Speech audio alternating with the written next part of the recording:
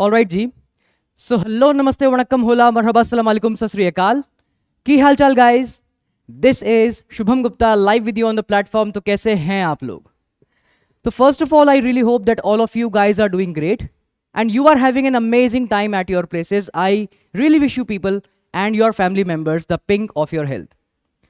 तो आज के सेशन में जैसा कि आप देख सकते हैं on your screens, we are going to start with a chapter straight away coming from your history textbooks, and that is French Revolution. So in this session of sprint, जैसा कि नाम से पता चल रहा है, in a single shot, in one go, हम ये पूरा चैप्टर रिवाइज करने वाले हैं from exam point of view, क्योंकि बहुत सारे बच्चों को हिस्ट्री से बहुत डर लगता है and specially chapters from world history, जहां पर फ्रेंच रेवोल्यूशन, रशियन रेवोल्यूशन जैसे चैप्टर्स हैं, जहां पर बहुत सारे कैरेक्टर्स हैं, इवेंट्स हैं, डेट्स हैं। सो इन दिस सेशन हम लोग पूरे चैप्टर के इंपॉर्टेंट कॉन्सेप्ट्स, पूरी टाइमलाइन, इसके इंपॉर्टेंट इवेंट्स एंड वो पॉइंट्स को टच करेंगे जहां से क्वेश्चन बहुत ईजिली बन सकता है, which is more liable to form the questions from exam point of view.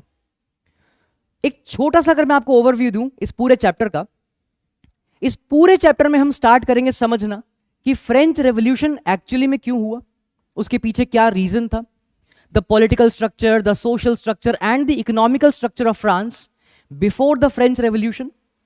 French revolution होने की वजह से फ्रांस में क्या क्या चेंजेस आने शुरू हुए, पॉलिटिकल चेंजेस, एडमिनिस्ट्रेटिव चेंजेस, और किस तरह से वहां पर starting from the first constitution of France to the rise of Napoleon, हम पूरी कहानी को समझेंगे।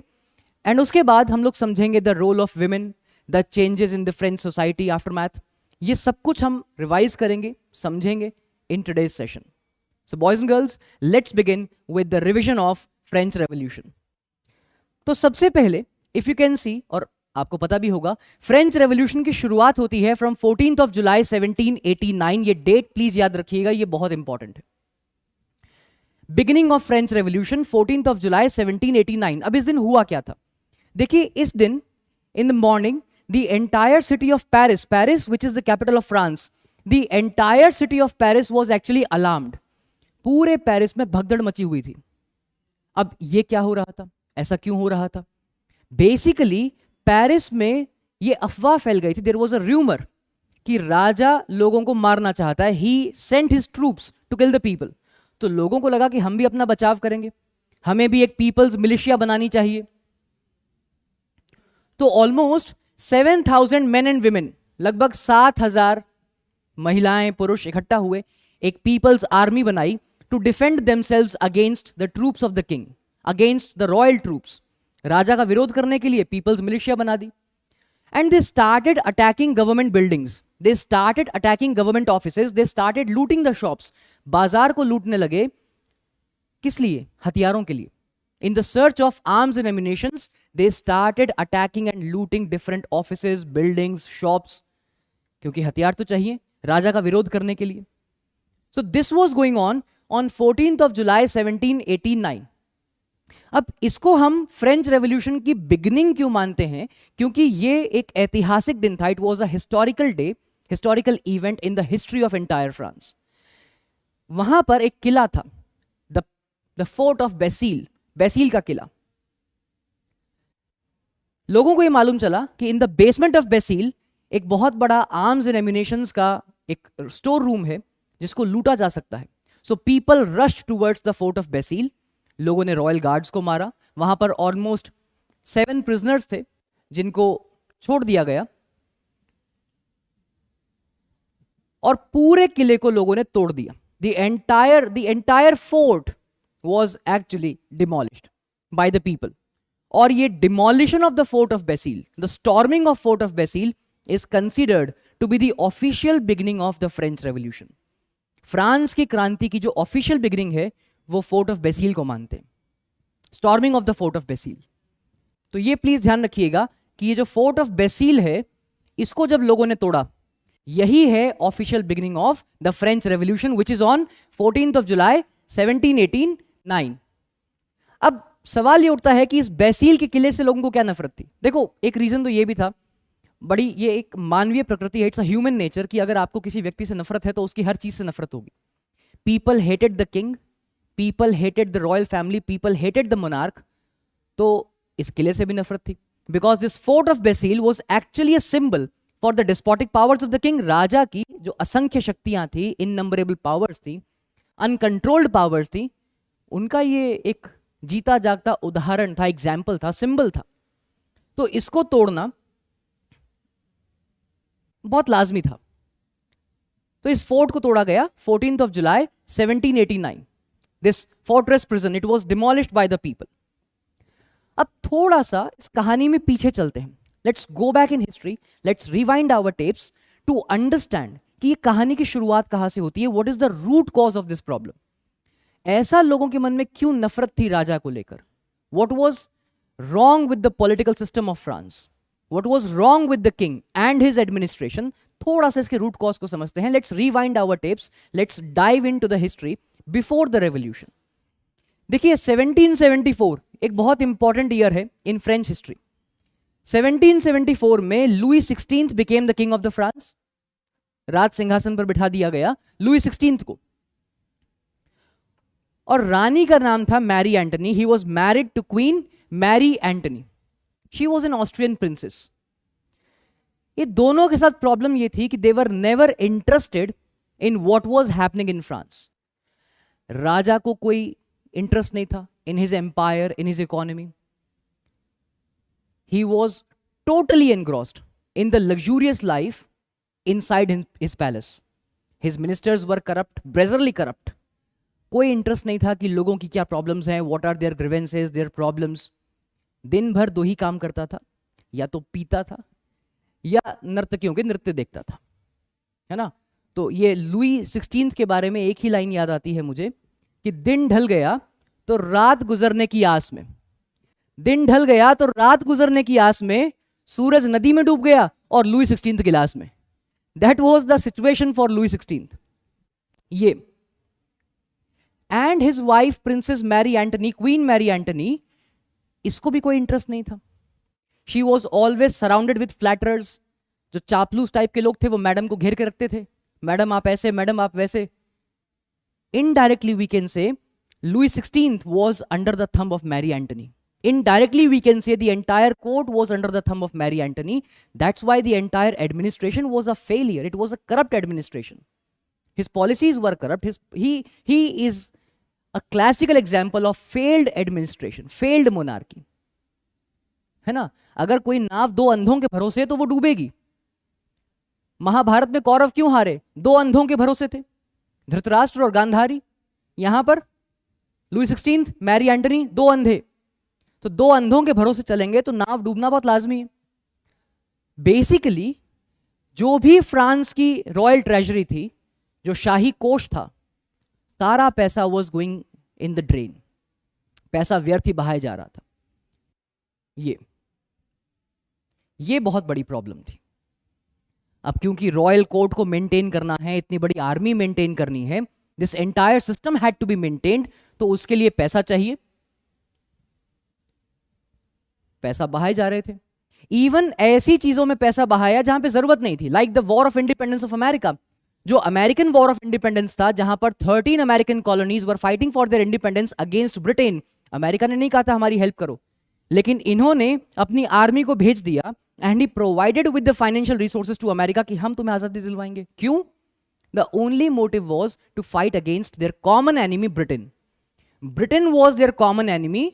सिर्फ इस वजह से अमेरिकन वॉर ऑफ इंडिपेंडेंस में पैसा खर्च कर दिया। It costed them a war loan of 2 billion livres. Livres is that was the currency of France back then. 2 billion livres का वॉर लोन हो गया। 10% इंटरेस्ट रेट देना पड़ रहा था इस लोन के ऊपर। तो फाइनेंशियल रिसोर्सेज ड्रेन नहीं होंगे तो क्या होंगे? Government offices, government building, schools, universities, entire army, ये सब कुछ मेंटेन करने के लिए पैसा चाहिए था।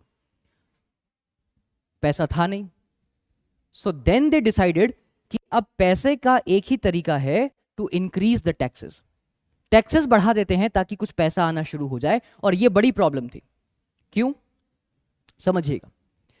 इस टैक्सेशन को समझने के लिए फर्स्ट ऑफ ऑल थोड़ा सा समझना होगा the social structure of French society before the revolution. देखिए, पूरी French society was divided in 3 estates. 3 अलग अलग क्लासेस में पूरी फ्रेंच सोसाइटी डिवाइडेड थी। सबसे पहली थी फर्स्ट एस्टेट, प्लीज देखिएगा, फर्स्ट एस्टेट जिसके अंदर क्लर्जीज यानी कि priestly class, priest, the first estate had priestly class. Second estate nobles, aristocrats, upper class people, rich people.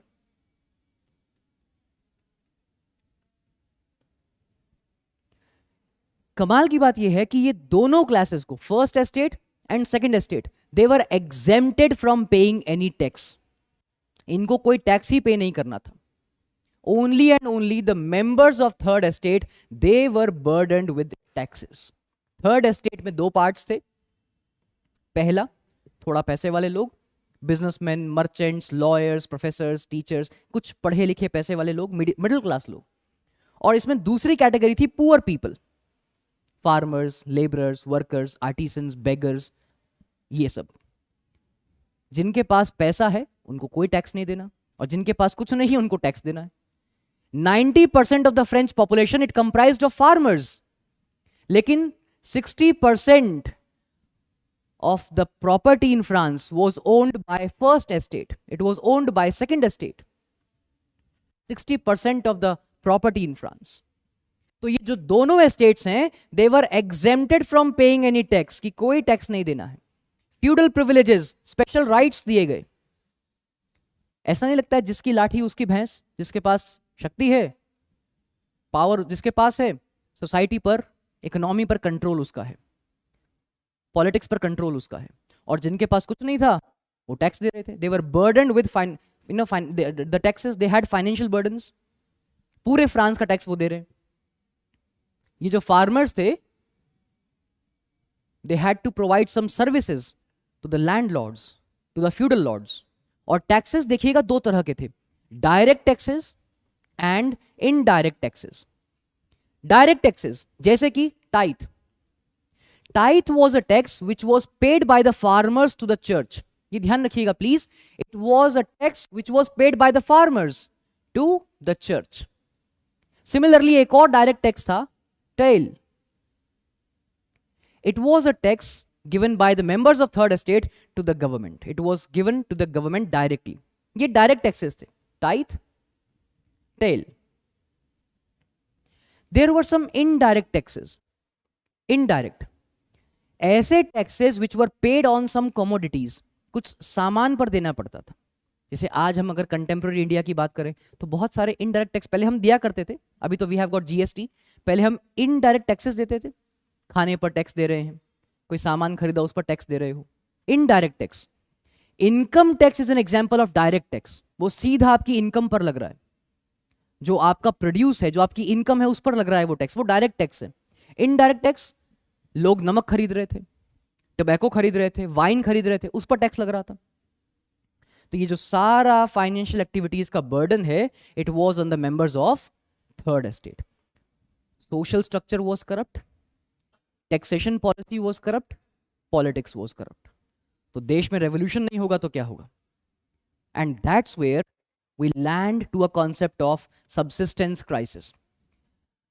France की जो पॉपुलेशन थी, it was experiencing a rapid increase. आप देखिएगा जरा, data tell us from 1715 to 1789 5 million का rise था। it was an increase of 5 million. 50 lakh लोग बढ़ गए थे फ्रॉम 1715 to 1789। अब ज्यादा लोग, इसका मतलब आपको ज्यादा रिसोर्सेज चाहिए, आपको ज्यादा फूड ग्रेन्स चाहिए। प्रॉब्लम ये थी कि फूड ग्रेन्स की डिमांड तो बढ़ रही थी, लेकिन फूड ग्रेन्स की जो सप्लाई थी, फूड ग्रेन्स की जो अवेलेबिलिटी थी, वो बहुत कम थी। अब ये जाहिर सा कॉन्सेप्ट है, अगर डिमांड ज्यादा है, it's a very simple concept, अगर डिमांड ज्यादा है और सप्लाई कम है तो it will lead to inflation, महंगाई बढ़ेगी। ये इकोनॉमिक्स का एक बहुत सिंपल कॉन्सेप्ट। डिमांड ज्यादा हो जाएगी किसी भी चीज की और सप्लाई कम हो जाएगी तो महंगाई बढ़ेगी। यही फ्रांस में हो रहा था। The prices of the food commodities started increasing very rapidly. महंगाई बहुत तेजी से बढ़ने लगी, बहुत तेजी से। And that's where people experienced subsistence crisis. Subsistence, भरण पोषण। People did not have the means to fulfil their basic needs. अपनी बेसिक जरूरतों को पूरा करने के लिए भी उनके पास कुछ नहीं था। सबसिस्टेंस क्राइसिस, देखिए जरा, सबसिस्टेंस क्राइसिस। ऑलराइट, अब बात आती है मिडिल क्लास लोगों की, और दूसरी तरफ थे एरिस्टोक्रेट्स। देखिए ये बात तो सही है कि taxes were increasing very rapidly, people were experiencing food shortage, लेकिन देयर वाज अ ग्रुप जिसको हम कहते हैं middle class group. Middle class, ये मिडिल क्लास वो लोग थे जिनके पास थोड़ा बहुत पैसा था, थोड़ा बहुत पढ़े लिखे भी थे, एजुकेटेड। इंसान के पास अगर शिक्षा है, पढ़ा लिखा है कोई व्यक्ति, दूसरी तरफ उसके पास थोड़ा बहुत पैसा भी है, सो डेफिनेटली ही और she will be aware of his और हर ओन राइट्स। अपने अधिकारों के बारे में उसे पता होगा। व्यक्ति के पास शिक्षा है, वो व्यक्ति शिक्षित है, और दूसरी तरफ कुछ पैसा भी उसके पास है। देखिए रेवोल्यूशन चलाने के लिए, कोई भी क्रांति चलाने के लिए, कोई भी मूवमेंट के लिए पैसे की जरूरत है, थोड़ा बहुत पैसा भी चाहिए। So middle class people, they were having some wealth, they were educated, lawyers थे, प्रोफेसर्स थे, एडमिनिस्ट्रेटर्स थे। सो दे रियलाइज्ड कि ये जो पूरा सोशल स्ट्रक्चर है, it should not be based on birth. The merits should not be based on birth. It should be based on merit. It should be based on capabilities. योग्यता के आधार पर social structure होना चाहिए। जो social hierarchy है, जो social positioning है, ये योग्यता के आधार पर, कैपेबिलिटीज के आधार पर, मेरिट के आधार पर, ना केवल बर्थ के आधार पर। यही विरोध तो हिंदुस्तान में भी हो रहा था, जातिवाद, कास्टिज्म। कास्टिज्म यही तो है, जहां पर जन्म के आधार पर सोसाइटी में, समाज में आपको एक हायरार्की में प्लेस कर देते हैं कि तुम यहां पर आते हो, कि तुम कौन सी जात में पैदा हुए हो, on the base of birth. लेकिन इन्होंने क्या कहा? It should be based on the merit. ये आधार होना चाहिए सोशल हायरार्की का। Middle class people, middle class. यहीं पर एक बहुत इंपॉर्टेंट रोल आता है कुछ फिलोसफर्स का। थिंकर्स थे, फिलोसफर्स थे, है ना, दार्शनिक जिनको हम कहते हैं, विचारक जिनको हम कहते हैं, जैसे कि जॉन लॉक। जॉन लॉक ने एक थियरी दी जिसका नाम था टू ट्रीटीज ऑफ गवर्नमेंट। इसके अकॉर्डिंग जॉन लॉक ने रिजेक्ट कर दिया the doctrine of divinity. He refused it, he rejected this theory. John Locke का कहना था कि राजा कोई भगवान का भेजा हुआ आदमी नहीं है। आप देखिए ना, लुई 14 ने क्या टाइटल दिया था अपने आप को? Louis 14 proclaimed himself as the sun king. और सिर्फ यूरोप में नहीं, हिंदुस्तान में देखिए, अशोका, चक्रवर्ती सम्राट अशोका, उसने अपने आप के लिए कहा था देवानाम पियदसी, बिलवेड ऑफ गॉड। मैं एक ऐसा इंसान हूं जो भगवान के बहुत करीब है। क्योंकि हमेशा एक फर्क बनाना पड़ेगा राजा और प्रजा में। अगर प्रजा को यह एहसास हुआ कि राजा भी एक आम आदमी है, तो उसको वो अथॉरिटी नहीं मिलेगी, वो पोजीशन नहीं मिलेगी, वो स्थान नहीं मिलेगा समाज में। तो हमेशा एक फर्क बनाया गया राजा और प्रजा के अंदर कि राजा कोई आम इंसान नहीं है। टाइटल, जॉन लॉक ने कहा, he refused the doctrine of divinity. कोई भगवान का भेजा हुआ आदमी नहीं है, एक आम इंसान है आपकी तरह, हमारी तरह। He refused, he rejected the absolute rights of the king, कि राजा के पास जो इतनी शक्तियां हैं, इतने अधिकार हैं, ये नहीं होने चाहिए। Similarly Jean Jacques Rousseau, Rousseau gave a theory, किताब लिखी इन्होंने, सोशल कॉन्ट्रैक्ट, जहां पर he very precisely explained a contract between the king and his people. और दोनों की ही जो ड्यूटीज हैं, दायित्व हैं एक दूसरे के प्रति, वो इसने समझाए। And a wonderful theory was given by a thinker known as Montesquieu, और इसका नाम है the spirit of the laws. Boys and girls, ये नाम प्लीज याद रखिएगा, ये बहुत इंपॉर्टेंट है, the spirit of the laws. It became the foundation stone, it became the base for the modern democracies in the world, फिर चाहे वो हिंदुस्तान हो या अमेरिका हो। आज भी हमारे देश का जब पॉलिटिकल स्ट्रक्चर हम समझते हैं, तो आप देखेंगे we have different organs of government. हमारे पास लेजिस्लेचर है, एग्जीक्यूटिव है, जुडिशरी है। ये कॉन्सेप्ट दिया था मॉन्टेस्क ने। He suggested a division of power, sharing of power. इसने कहा कि एक व्यक्ति के हाथ में या एक ऑर्गेनाइजेशन के हाथ में इतनी पावर्स नहीं होनी चाहिए. The power should be divided. Montesquieu. There should be legislature, executive, judiciary. Even America followed the same. India follows the same. इन थिंकर्स ने भी लोगों को मोटिवेट किया, लोगों को अवेयर किया about their rights and about an ideal, some sort of ideal political structure. अब देखिए रेवोल्यूशन की शुरुआत की तरफ बढ़ते हैं. कारण समझ में आए रेवोल्यूशन के. Now what actually happened, the series of events. Louis 16 ने कहा कि टैक्स बढ़ाने चाहिए, लेकिन टैक्स बढ़ाने का, टू इंक्रीज द टैक्स और टू इंपोज सम टैक्स, ये अधिकार लुई 16 के पास नहीं था. There was a body of some people. इसका नाम था estates general. States general was actually a public representative type of body. ये अधिकार एस्टेट्स जनरल के पास था अगर टैक्सेशन पॉलिसी में कुछ चेंज करना है. लेकिन आयरॉनिकल बात यह है कि कई सालों से एस्टेट्स जनरल की मीटिंग ही नहीं हुई थी. For a very long time. The last time they had a meeting with estates general was in 1614. आखिरी मीटिंग एस्टेट्स जनरल की हुई थी 1614 में, 1614. लेकिन नाउ दे रियलाइज कि टैक्सेशन में कुछ बदलाव होना चाहिए. Let's call the estates general. So on 5th of May 1789 Louis XVI called the meeting of Estates General to impose the new taxes. कुछ नए टैक्सेस लाने के लिए 5th of May 1789, ये ध्यान रखिएगा please. Estates general, it was a political body, it was a body of public representatives. Meeting कब बुलाई गई? 5th of May 1789. इस मीटिंग के लिए यह कहा गया लुई 16 ने कि both the estates, first estate as well as second estate, they will be having 300 members each. दोनों ही बॉडीज में, दोनों ही एस्टेट्स के 300 मेंबर्स या 300 रिप्रेजेंटेटिव्स आ सकते हैं. 300 for first estate, 300 for second estate. लेकिन थर्ड एस्टेट के लोगों के लिए मेंबरशिप को डबल कर दिया गया. Their representation was doubled. 600 members for third estate. तो थर्ड एस्टेट के लोग काफी खुश हो गए थे इस बात से कि यार चलो कहीं तो राजा ने हमें सपोर्ट किया, हमारी मेंबरशिप को डबल कर दिया, हमारे रिप्रेजेंटेशन को डबल कर दिया. ऑल्दो ये कहा गया वेरी कैटेगोरिकली कि एस्टेट्स जनरल की मीटिंग में फ्रॉम द थर्ड एस्टेट सिर्फ और सिर्फ पढ़े लिखे लोग ही आए. सिर्फ थोड़ा सा जो प्रॉस्परस लोग हैं वही मीटिंग में आ सकते हैं. जो लेबरर्स हैं, फार्मर्स हैं, बेगर्स हैं, आर्टिस्ट, ये सब नहीं आने चाहिए. Only and only prosperous and educated members can come in the meeting. तो मेंबरशिप डबल कर दिया. लोग भी ठीक थे. ऑल्दो ठीक है, हमने कहा कि जो फार्मर्स थे, महिलाएं थी, women were not given their political rights, women were denied. इस मीटिंग से पहले the members of third estate, the poor people, 40,000 letter लिखे गए थे. 40,000 letters were written to the representatives कि आप जब एस्टेट्स जनरल की मीटिंग में जाएंगे तो हमारी बातें रखिएगा. 40,000 लेटर्स. जब एस्टेट्स जनरल की मीटिंग होती है, इसमें राजा ने गेम खेल दिया, एक चाल चल दी.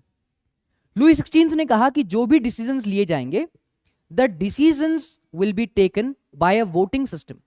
कोई भी डिसीजन लेने के लिए, निर्णय लेने के लिए वोट होगा कि यह बात मानी जाए या ना मानी जाए. लेकिन वोटिंग सिस्टम में उसने यह कह दिया कि each estate will have one vote. Her house का, हर एस्टेट का एक वोट होगा, rather than each member will have one vote. अब आप समझ के देखिए, 300 members for first estate, 300 members for second estate and 600 members for third estate. अब आप ये समझिएगा, उसने कहा हर एस्टेट का एक वोट है, चाहे 300 मेंबर हैं या 600 मेंबर हैं. अगर हर एस्टेट का एक वोट है तो क्या फायदा हुआ 600 होने का? What is the point behind doubling their membership?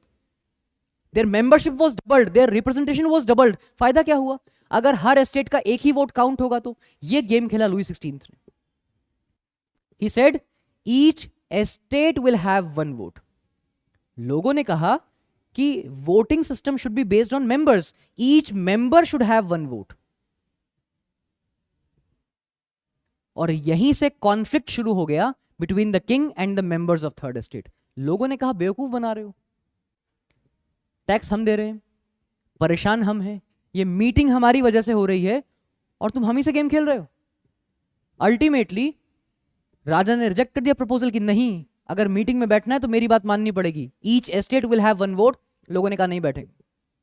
20th of June 1789 वहीं पास में there was a tennis court. इस टेनिस कोर्ट में the members of third estate, the representatives of third estate, they gathered, उस टेनिस कोर्ट में इकट्ठा हुए and under the leadership of Mirabeau and Abbe Sieyes they declared themselves as national assembly. उन्होंने कहा बस बहुत हो गया, आज से हम लोग नेशनल असेंबली हैं and it is our duty to draft a constitution for France.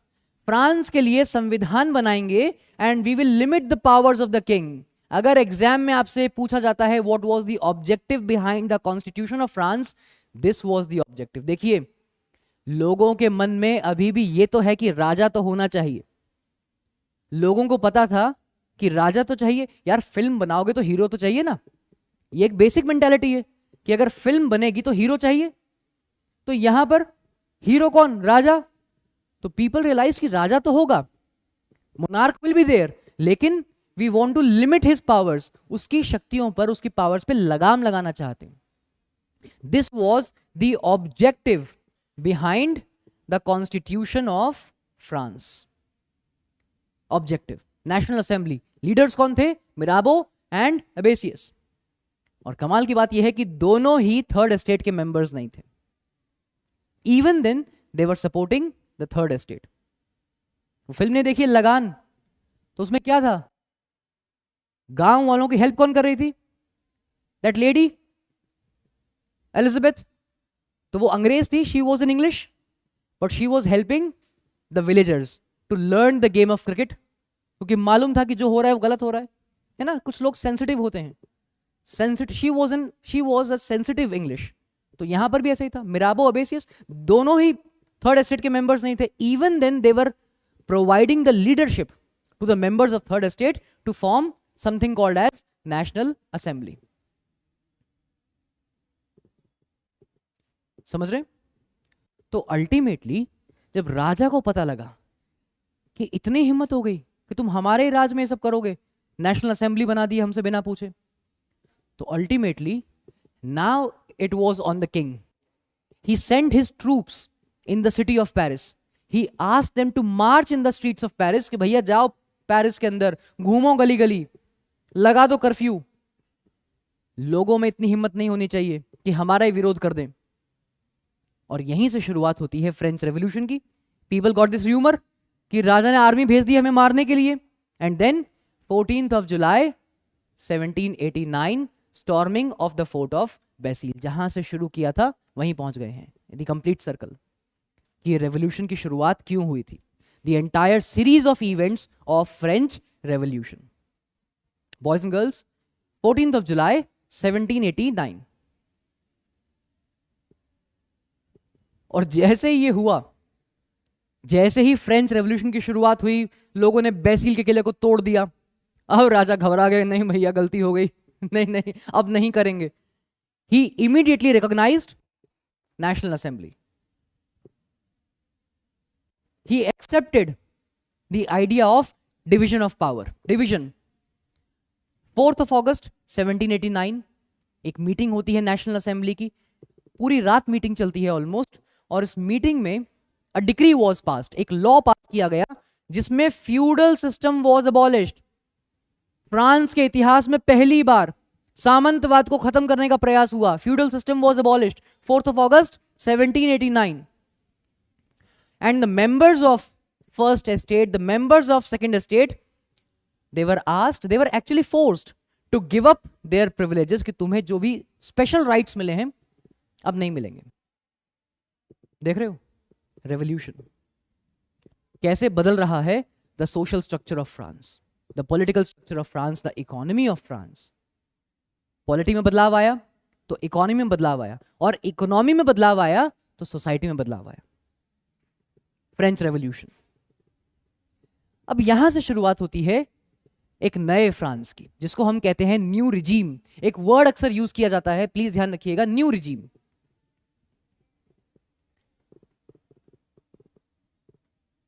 ये वर्ड प्लीज ध्यान रखिएगा। ओल्ड रिजीम का मतलब है the setup, the political setup of France before 1789, और न्यू रिजीम का मतलब है आफ्टर 1789, यानी कि जो 1789 है दैट इज द डिविड, उससे पहले, रेवोल्यूशन से पहले ओल्ड रिजीम, और 1789 के बाद न्यू रिजीम। ये जो फ्लो चार्ट आप देख रहे हैं ये है फ्रांस का नया कॉन्स्टिट्यूशन 1791। 1791 में फ्रांस को पहला संविधान मिला, the first ever written constitution for France 1791। ये फ्लो चार्ट देखिए प्लीज। सबसे पहले आप देखेंगे कि पूरी गवर्नमेंट मशीनरी को 3 ऑर्गन्स में डिवाइड कर दिया गया था, लेजिस्लेचर, एग्जीक्यूटिव, जुडिशरी, विधान पालिका, कार्यपालिका, न्यायपालिका, 3 ऑर्गन्स, जैसा किसने कहा था, मॉन्टेस्क ने कहा था। और इसके बाद पूरी पॉपुलेशन को डिवाइड कर दिया गया 2 पार्ट्स में, active citizens and passive citizens. देखिए please, active, passive. Entire population of France was divided into 2 parts, active citizens and passive citizens. अब किस बेस पे डिवाइड किया, देखिए ये इंपॉर्टेंट है, ये समझना इंपॉर्टेंट है।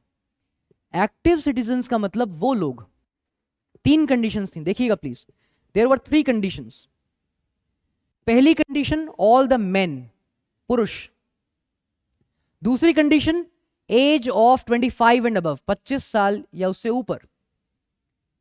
और तीसरी condition, they should be tax payers equal to 3 days of a labourer's veg.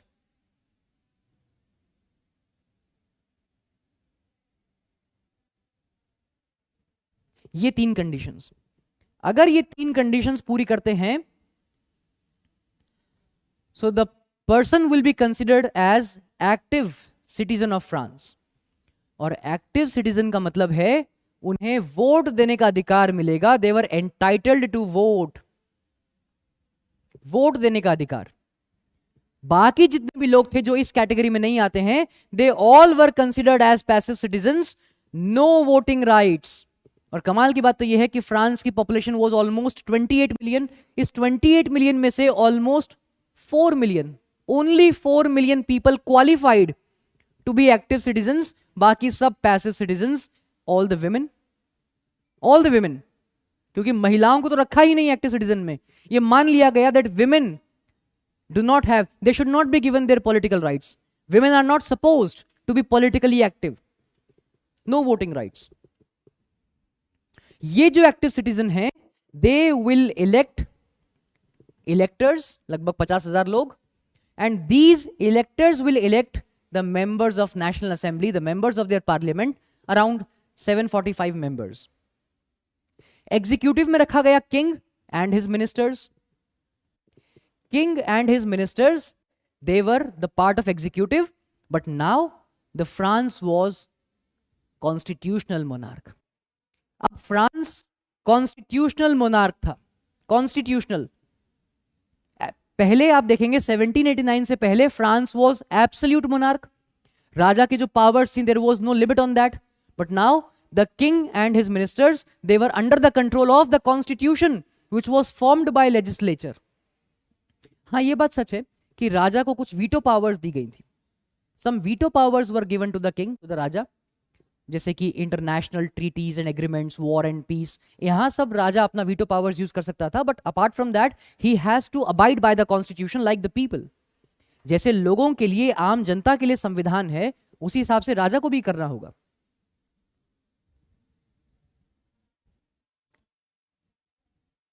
क्या हुआ कोई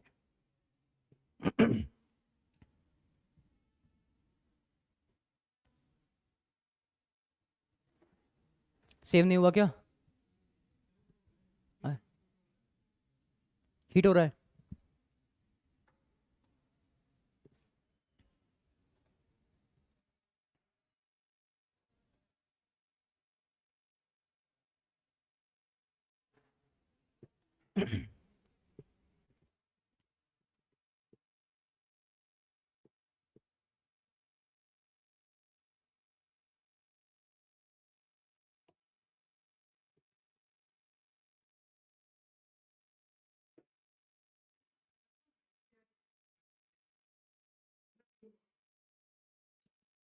अभी तो आधे घंटे ही हुआ है, हीट हो गया तो। वो सेव तो हो गया ना वो वाला?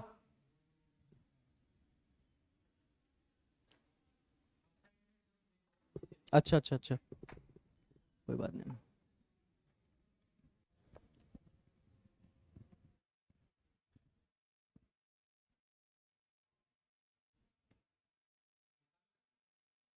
हाँ, अच्छा अच्छा अच्छा।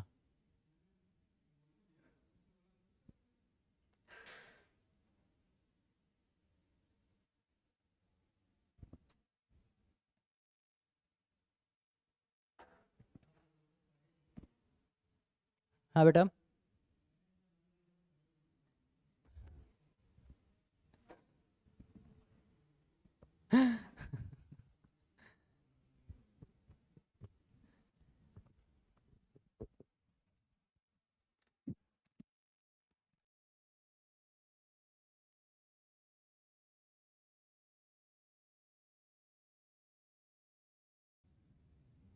गया।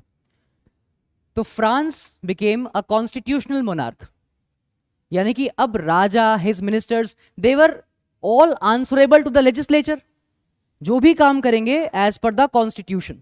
और जो तीसरा पार्ट था जुडिशरी, एक गलती यहां पर भी थी, जजेस were elected by the people. यार ये बेवकूफी है, मतलब जजेस, दे should be the people who have knowledge and experience in the field of law. कानून के क्षेत्र में जिनके पास कुछ एक्सपीरियंस है, कुछ नॉलेज है, वही तो जज बन सकते हैं। लेकिन नाउ जजेस were also elected by the people, by the active citizens. तो यहां पर दो बहुत बड़ी गलतियां। Number one, division of the population. इस कॉन्स्टिट्यूशन ने जो इक्वालिटी की बात कर रहा था, अपनी ही पॉपुलेशन को डिवाइड कर दिया दो पार्ट्स में। और वो भी किस बेसिस पर? जेंडर के बेसिस पर, वेल्थ के बेसिस पर, कि जो लोग 3 दिन वेजेस के बराबर टैक्स दे पा रहे हैं वो एक्टिव सिटीजन बनेंगे, सिर्फ पुरुष हैं वही कहलाएंगे एक्टिव सिटीजन्स। इस वजह से the lower class, the people who were belonging to lower strata of society, उनके पास तो कोई अधिकार ही नहीं बचे। Even the young people, young 20 साल, 21-22 साल के लोग, दे wanted to be active in the politics of France, but they did not have their voting rights. तो ये सबसे बड़ी बेवकूफी कि एक तरफ आप इक्वालिटी का प्रचार कर रहे हैं और आप समानता की बात कर रहे हैं, और ये डिवीजन। और दूसरा, जुडिशरी, जजेस were elected by the people. तो ये बहुत इंपॉर्टेंट है to understand the pros and cons of the first ever written constitution of France 1791। 1791, इसी कॉन्स्टिट्यूशन के साथ एक और बहुत बड़ी बात हुई थी, and that was declaration of rights of main and citizen. पहली बार अधिकारों की बात हो रही थी, राइट्स की बात हो रही थी, लेकिन यहां पर भी एक गलती है, देखिएगा प्लीज। द वर्ड मेन, महिलाओं की बात नहीं हो रही है। Declaration of rights of main and citizen, women नहीं है, मेन। लेकिन कुछ अच्छाई भी थी इसमें। देखिए, there were some fundamental rights, जैसे कि right to life, right to freedom of speech, बोलने का अधिकार, अभिव्यक्ति का अधिकार, freedom of opinion, equality before law.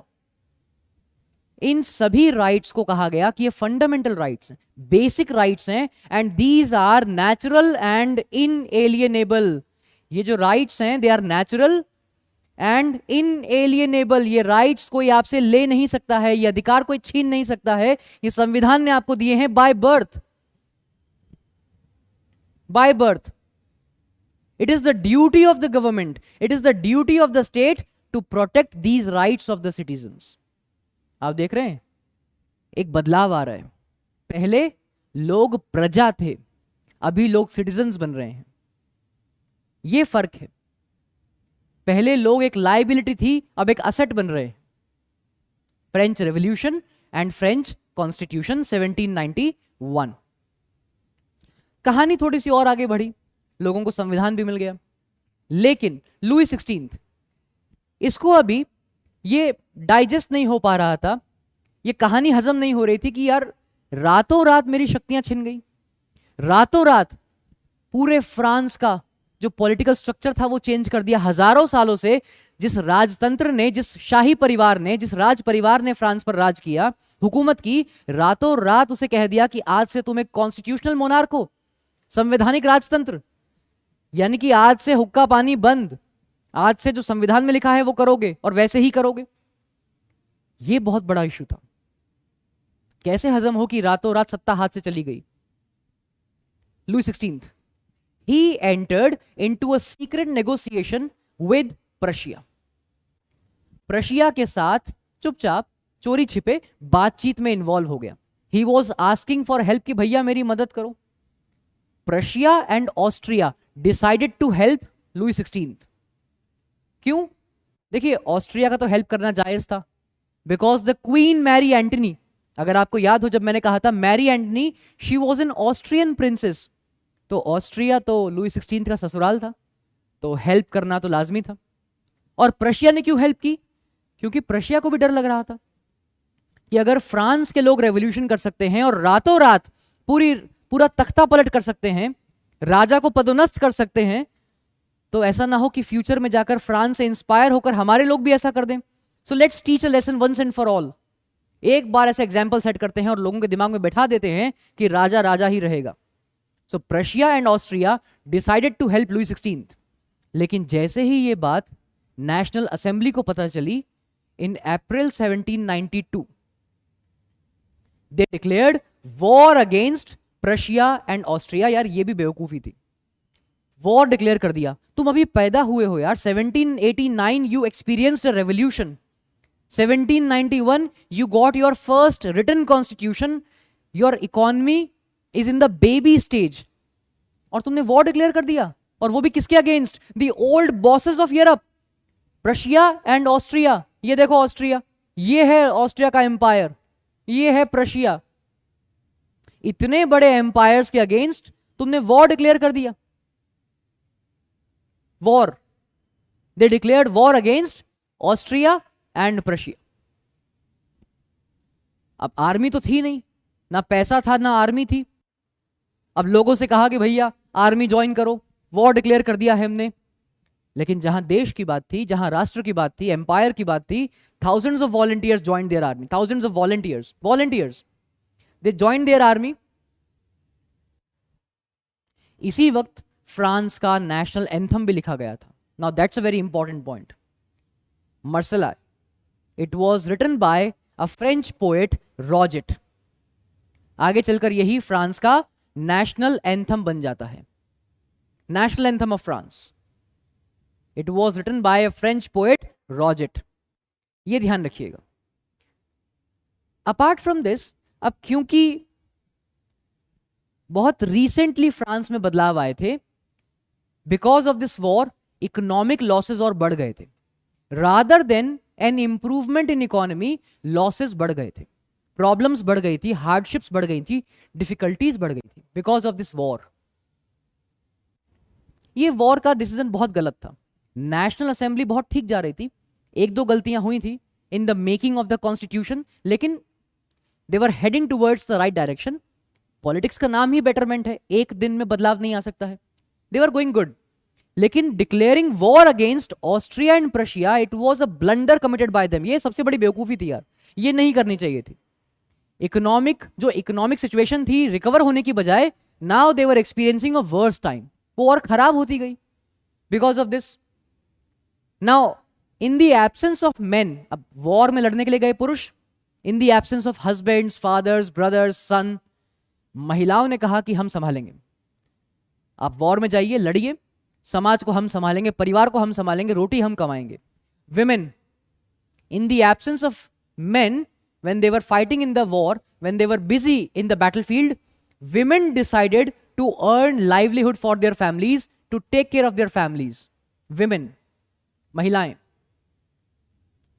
लेकिन हर आदमी नेशनल असेंबली से खुश नहीं था। समाज का हर वर्ग, every section of society was not happy with the Constitution of 1791 and the National Assembly. क्यों? क्योंकि according to the constitution of 1791 सिर्फ और सिर्फ rich people were given their political rights, सिर्फ rich people. Only rich people got their voting rights. जो लोग tax नहीं दे सकते हैं वो खुश नहीं थे, महिलाएं खुश नहीं थी, यूथ खुश नहीं था। जिनकी उम्र 25 वर्ष से कम थी, the youth, the young people of the age less than 25, they were not happy. और यहीं से शुरुआत होती है of an opposition against national assembly. France के अंदर पॉलिटिकल क्लब्स बनना शुरू हो गए। पॉलिटिकल क्लब्स, चौराहों पर, पब्लिक प्लेसेस पर लोग डिस्कस करने लगे गवर्नमेंट की पॉलिसीज को। पॉलिटिकल क्लब्स जैसे कि जैकबिन्स, जैसे कि जिरोंदिस्ट।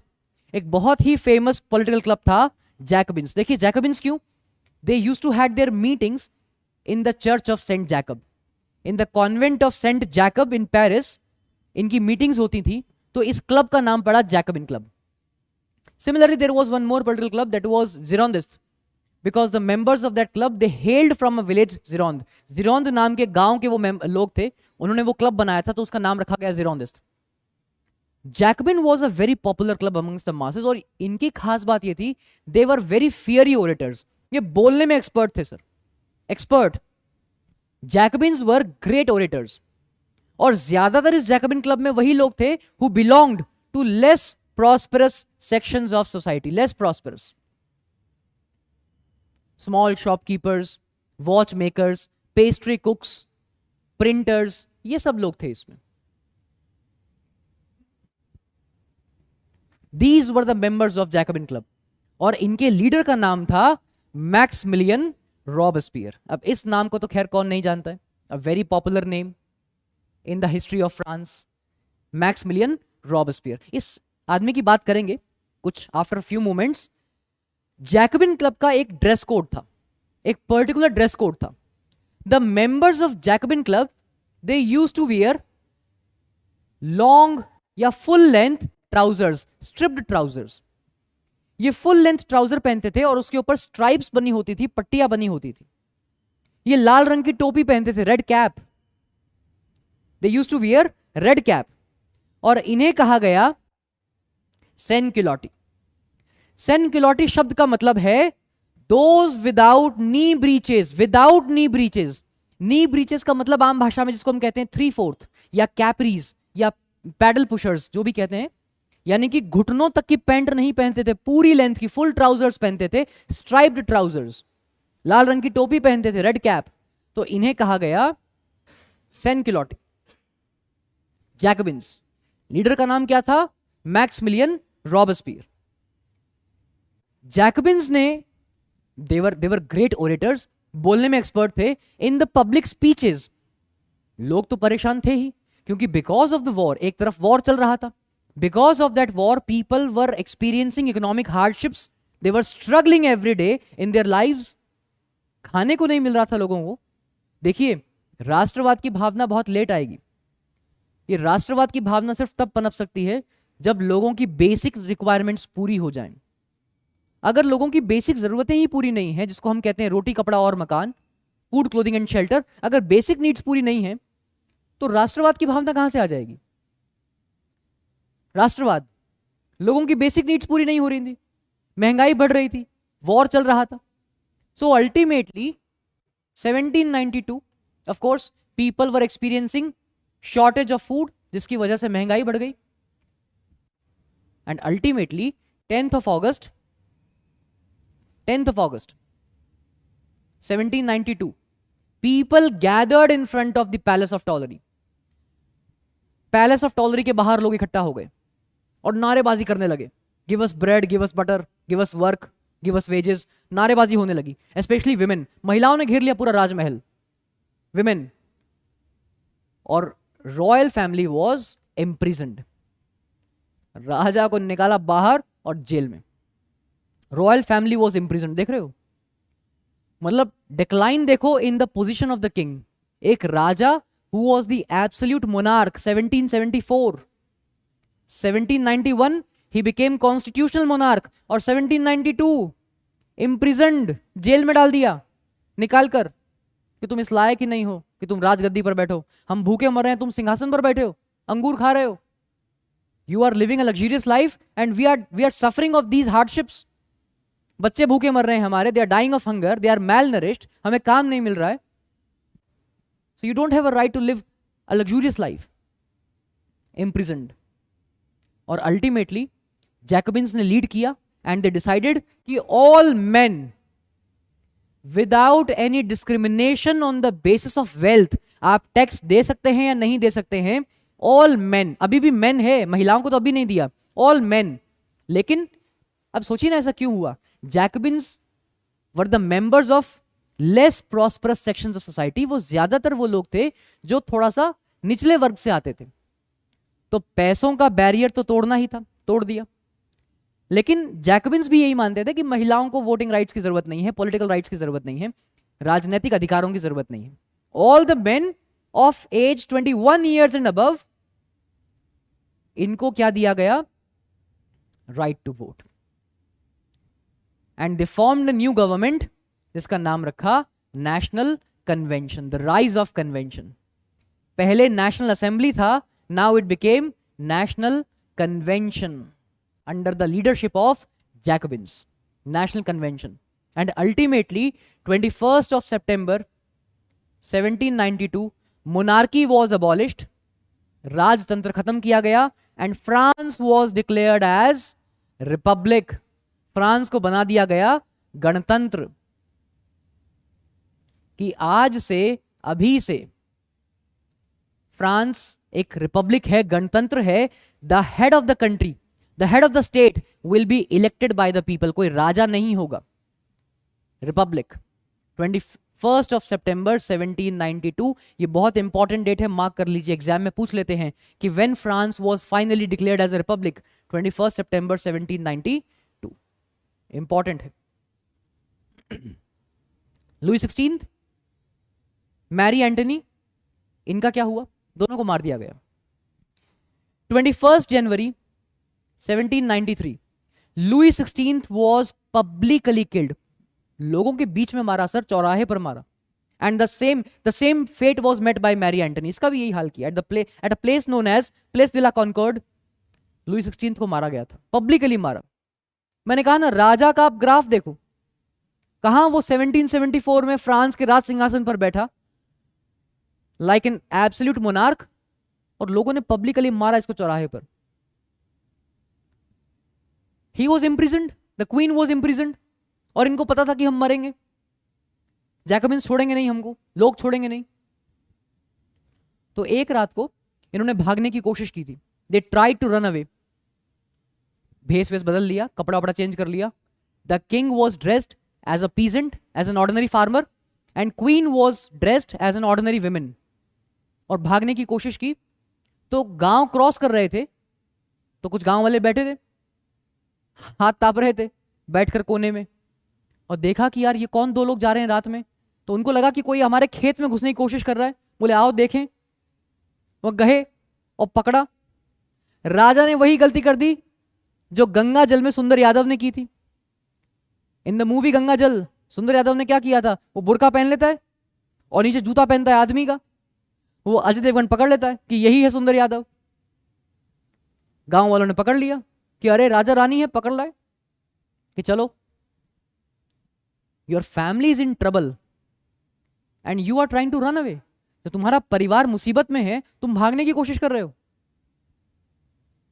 और अगर तुम भागने की कोशिश करोगे अपने परिवार को मुसीबत में छोड़कर, you will lose the right to be called as the head of the family, you will lose the morality to be called as the head of the family. परिवार मुसीबत में और आप भाग रहे हैं छोड़कर। People killed him publicly and the same fate was met by Marie Antoinette, same publicly मारा सर। और यहां से शुरुआत होती है रेन ऑफ टेरर की, आतंक का शासन। And the man behind this was Maximilien Robespierre. जैकबिन्स का लीडर था वो आदमी। देखिए, don't get me wrong, Robespierre was a great leader, जबरदस्त लीडर था ये आदमी। लेकिन क्यों कहा जा रहा है आतंक का शासन, rain of terror?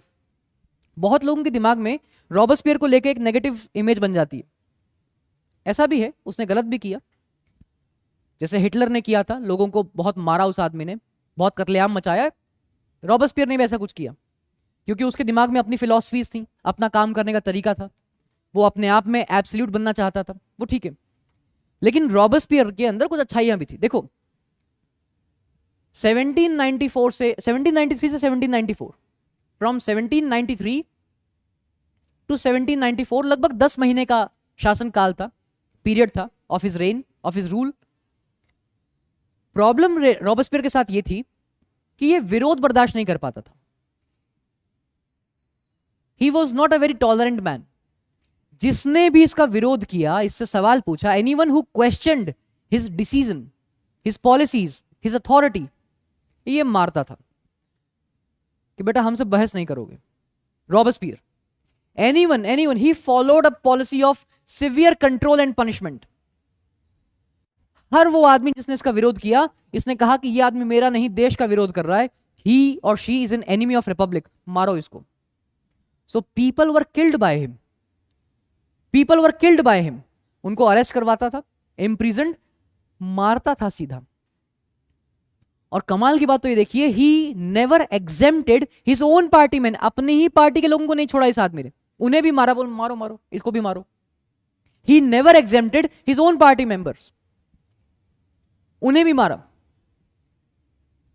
He used to kill people, he used to guillotine people. Guillotine, देखिए ये वर्ड बहुत इंपॉर्टेंट है, गिलिटिन। एक सेटअप था, यहां देख सकते हैं आप, देयर वाज अ सेटअप, देखिए जरा, इसे कहते हैं गिलिटिन।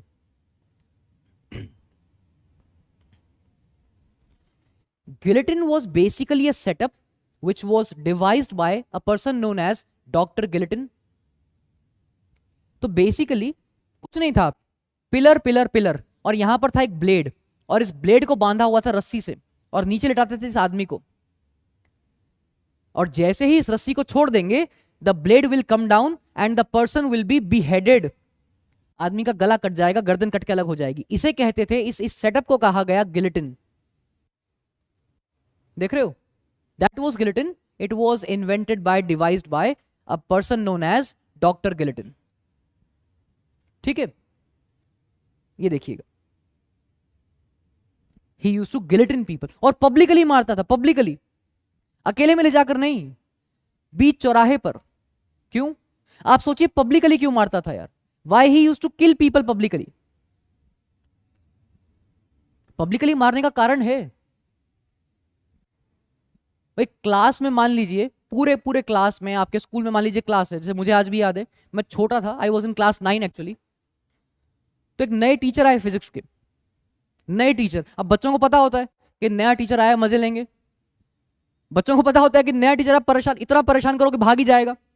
एक नए फिजिक्स के टीचर आए और आकर वो खड़े हो गए ऐसे प्लेटफॉर्म पर, और पूरी क्लास ने हल्ला मचाया हुआ था। कोई नाच रहा है, गा रहा है, चीख रहा है, कोई एरोप्लेन उड़ा रहा है, कॉपी फेंक रहा है, पेन उछाल रहा है। वो बेचारे 2 मिनट देखते रहे, 5 मिनट देखते रहे कि कुछ शांत हो जाएंगे, देख लेंगे कि मैं क्लास में आ गया हूं। और बच्चे तो चाह रहे थे कि परेशान होकर भाग जाएगा कि कौन सी सर्कस में आ गया। Then he step down of the platform, class के बिल्कुल लास्ट में गए, एक लड़के को उठाया और जोरदार तमाचा मारा, एक लड़के को। पूरी क्लास में पिन ड्रॉप साइलेंस। एक आदमी को उठाया और पब्लिकली थप्पड़ मारा। क्यों? It was an example for the entire class कि बाबू अगला नंबर तुम्हारा होगा, नहीं शांत हुए तो। He used to kill people publicly. अगर आप चाहते हैं कि लोग आपके कंट्रोल में रहें या आपकी बात माने, उसके 2 ही तरीके हैं जिंदगी में। लोगों को अपने साथ अलाइन करने के 2 ही तरीके हैं, या तो प्यार या डर। People will always obey you, either they love you, they respect you, या तो वो आपसे प्यार करते हैं, आपकी इज्जत करते हैं, और they are scared of you, या वो आपसे डरते हैं। तीसरा कोई तरीका ही नहीं है लोगों को अपने साथ लाने का, लोगों को अपनी बात मनवाने का। 2 ही तरीके हैं। पहला तरीका इसके समझ में आया नहीं, प्यार वाला, प्रेम वाला, तो इसने दूसरा मेथड अपना लिया कि डरा के अपना लेंगे। लोगों में डर पैदा कर दो, डर। बहुत बार ऐसा होता है ना कि लोग राजा से नहीं डरते हैं, राजा की तलवार से डरते हैं, तलवार से। वो बाहुबली में नहीं कहता है, बाहुबली, कि देव सेना को किसी ने हाथ लगाया तो समझ लो बाहुबली की तलवार को हाथ लगा दिया। तो यही तो कॉन्सेप्ट है।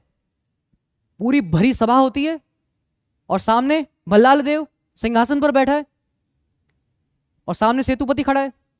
तो क्या बोलता है बाहुबली कि देवसेना को किसी ने हाथ लगाया तो समझ लो बाहुबली की तलवार को हाथ लगा दिया। डर कि लोग बाहुबली की तलवार से डरते थे कि ये सीधा गला ही काटेगा। He used to kill people publicly. लेकिन कुछ, जैसे मैंने कहा ना, he was a good leader, अच्छा लीडर था, कुछ अच्छे काम भी किए। जैसे he placed maximum ceiling on wages, है ना, he placed maximum ceiling on prices, कि इससे ज्यादा कोई चीज को महंगा नहीं बेच पाओगे, जिसको आजकल हम आम भाषा में कहते हैं एमआरपी, मैक्सिमम रिटेल प्राइस, कि इस प्रोडक्ट या इस कमोडिटी का प्राइस इससे ज्यादा नहीं हो सकता है, इससे महंगा नहीं बेच पाओगे। अगर उस पर एमआरपी लिखा है 15 रुपए तो 15 से ऊपर बेच नहीं पाओगे। He placed a ceiling, a maximum ceiling on the prices, ताकि महंगाई कंट्रोल में रहे। और इसके अलावा meat and bread were ration, rationing शुरू कर दी sir. Rationing the word ration, ration word का मतलब आपको पता हो शायद, जिसको नहीं पता है let me tell you. Rationing या राशन वर्ड का मतलब होता है जरूरत के हिसाब से सामान का बंटवारा करना। वो देखिए ना बिग बॉस, तो उसमें क्या है, उसमें वर्ड यूज करते हैं कि राशनिंग होगी। वो बिग बॉस में नहीं कहते हैं सारे कंटेस्टेंट्स की हम राशनिंग करेंगे सामान की। राशनिंग का मतलब है जरूरत के हिसाब से सबको सामान मिलेगा। जब आपके पास चीजों की लिमिटेशन है तो राशनिंग करनी पड़ती है कि जितनी जरूरत है उतना ही आपको सामान मिलेगा। जस्ट बिकॉज आपके पास ज्यादा पैसा है इसका मतलब ये नहीं कि आप ज्यादा सामान खरीद लेंगे, वरना जिसको जरूरत है उसको नहीं मिल पाएगा। तो जरूरत के हिसाब से सामान को डिस्ट्रीब्यूट करना इज रैशनिंग। तो मीट एंड ब्रेड, खाने की वस्तु, उनकी रैशनिंग शुरू कर दी इसने, rationing. Even the use of white flour was forbidden. White flour, मैदा, कि मैदा बहुत महंगा है, यूज मत करो। Start using whole wheat flour, equality bread जिसको बोला गया। गेहूं के आटे से बनी जो ब्रेड है वो यूज करो, सस्ता है, इसको बोला गया इक्वालिटी ब्रेड। एक और बड़ी बात, ये बहुत बड़ी बात है, instead of using the terms the titles sir and madam, इसने कहा कि भैया आज से ना तो कोई सर है ना कोई मैडम है, everyone is equal citizen of France. पहले फ्रांस में क्या था, the people who belong to upper strata, male को कहेंगे सर, फीमेल को कहेंगे मैडम, या फ्रेंच में मदाम कहते थे। तो उसने कहा ना तो कोई सर है ना मैडम है, everyone will be citizen of France, citizen. इसलिए मैं हमेशा कहता हूं कि जो सर और मैडम का कॉन्सेप्ट है ना, ये हमारे लिए नहीं है। जो देश इक्वालिटी में बिलीव करता है वहां पर सर और मैडम का कॉन्सेप्ट ही नहीं होना चाहिए। हर व्यक्ति को नाम से बुलाओ ना, दिक्कत क्या है, हर व्यक्ति को नाम से बुलाओ, सर और मैडम नहीं। हर वो देश जो इक्वालिटी में विश्वास करता है, समानता में विश्वास करता है, वहां सर और मैडम कॉन्सेप्ट नहीं होना चाहिए। रॉबस्पियर समझदार आदमी था, कोई सर नहीं कोई मैडम नहीं, सिटीजन। और देखिए चर्च वर शट डाउन, जितनी भी चर्च के पास बिल्डिंग्स थी उन सबको कन्वर्ट कर दिया गया गवर्नमेंट ऑफिसेज में, बैरक्स में, कि तुम्हारे पास जो इतनी प्रॉपर्टी है, अगर भगवान की पूजा करनी है, भगवान को याद करना है तो घर पे याद कर लो। इतनी बड़ी बड़ी बिल्डिंग्स ले रखी हैं, ये हमारे काम आएंगी, इसमें हम अनाज स्टोर करेंगे, ग्रेनरी बनाएंगे, गवर्नमेंट ऑफिस बनाएंगे, छोड़ दो। चर्चेस वर शट डाउन। जबरदस्त आदमी था और इससे कोई पंगा लेता नहीं था कि मारेगा ये आदमी, इससे कोई पंगा लेता ही नहीं था कि ये तो मारेगा, इसका अपोज करेंगे तो। एक बात जो यहां पे ध्यान रखने वाली है, इक्वालिटी की बात इसने की थी, नो सर नो मैडम, लेकिन he also said that there will be freedom of speech and expression, जो प्रैक्टिकली नहीं था। रॉबेस्पियर ने कहा जरूर था कि फ्रांस में there should be freedom of speech and expression, सभी को बोलने का, अभिव्यक्ति की आजादी होनी चाहिए, लेकिन प्रैक्टिकली ऐसा नहीं था। आजादी थी लेकिन उसका विरोध करने की आजादी नहीं थी। He was not tolerant to opposition या क्रिटिसिज्म, किसी ने भी अपोज किया, क्रिटिसाइज किया, मारेगा। रेन ऑफ टेरर, आतंक का शासन। इसने कत्लेआम मचा दिया था सर, हजारों लोग मारे गए with in a span of 10 months, हजारों लोगों को मारा इस आदमी ने, हजारों लोग। और अल्टीमेटली इसके साथ भी यही हुआ, लोग परेशान हो गए थे यार, तुम विरोध करने पे मार दोगे, सवाल पूछने पे मार दोगे। So one day Robespierre was out of his office, अपने ऑफिस के बाहर टहल रहा था, अकेला था। लोगों ने उसके गार्ड्स को इशारा कर दिया कि तुम चुप रहना। गार्ड्स भी परेशान थे, किस आदमी का भरोसा, ये सनकी है यार, आदमी किसी को भी मार देगा। तो लोगों ने गार्ड्स को इशारा कर दिया बीच में मत आना। लोग गए, रॉबस्पियर को उठाया और ले चलो। Robespierre was guillotined in the same guillotine, he was killed in the same guillotine publicly. जिस गिलिटिन में ये लोगों को मारता था, उसी गिलिटिन में लोगों ने रॉबस्पियर को मारा। He was guillotined by the people, July 1794। End of the story of Robespierre.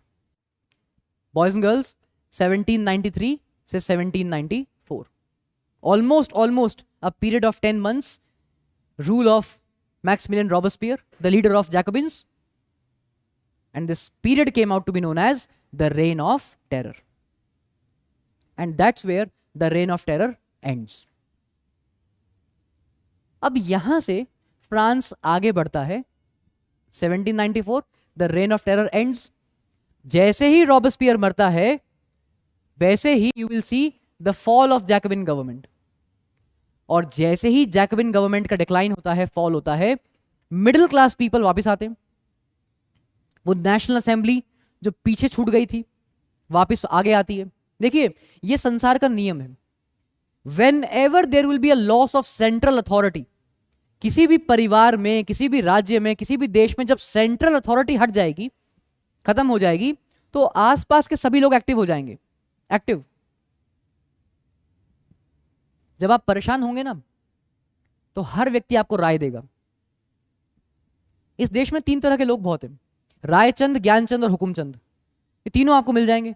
When ever there will be loss of central authority, जब सेंट्रल अथॉरिटी नहीं है, तो चारों तरफ के लोग एक्टिव हो जाएंगे। हर आदमी सरपंच बनेगा। वो यहां हो रहा था। रॉबस्पियर मारा गया, सेंट्रल अथॉरिटी खत्म हो गई, जैकबिन गवर्नमेंट गिर गई। Now the middle class people, they started rising to power, they started seizing the power. फिर से बदलाव कर दिया। जो भी रॉबस्पियर ने चेंज किया, इट वॉज अनडन। रॉबस्पियर ने कहा था, जैकबिन्स ने कहा था कि voting rights will be given to all men. याद है आपको क्या कहा था? Voting rights will be given to all men irrespective of wealth. लेकिन इसको वापस बदल दिया, क्योंकि वेल्दियर सेक्शन वापस पावर में आ गया। इन्होंने कहा कि now the non propertied people were denied their voting rights. और अब फ्रांस में एक नया पॉलिटिकल सेटअप बनता है, जहां पर आप देखेंगे देयर वर टू, प्लीज देखिएगा, there were 2 elected legislative councils.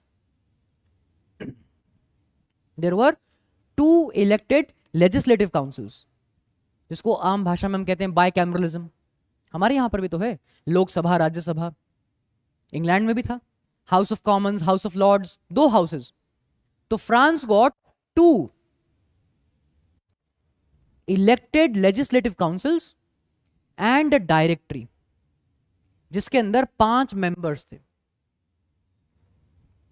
समझ रहे हो? एक तरफ तो था लेजिस्लेचर, जिसके अंदर 2 हाउसेस बना दिए, 2 हाउसेस। एक तरफ था legislature which had 2 houses,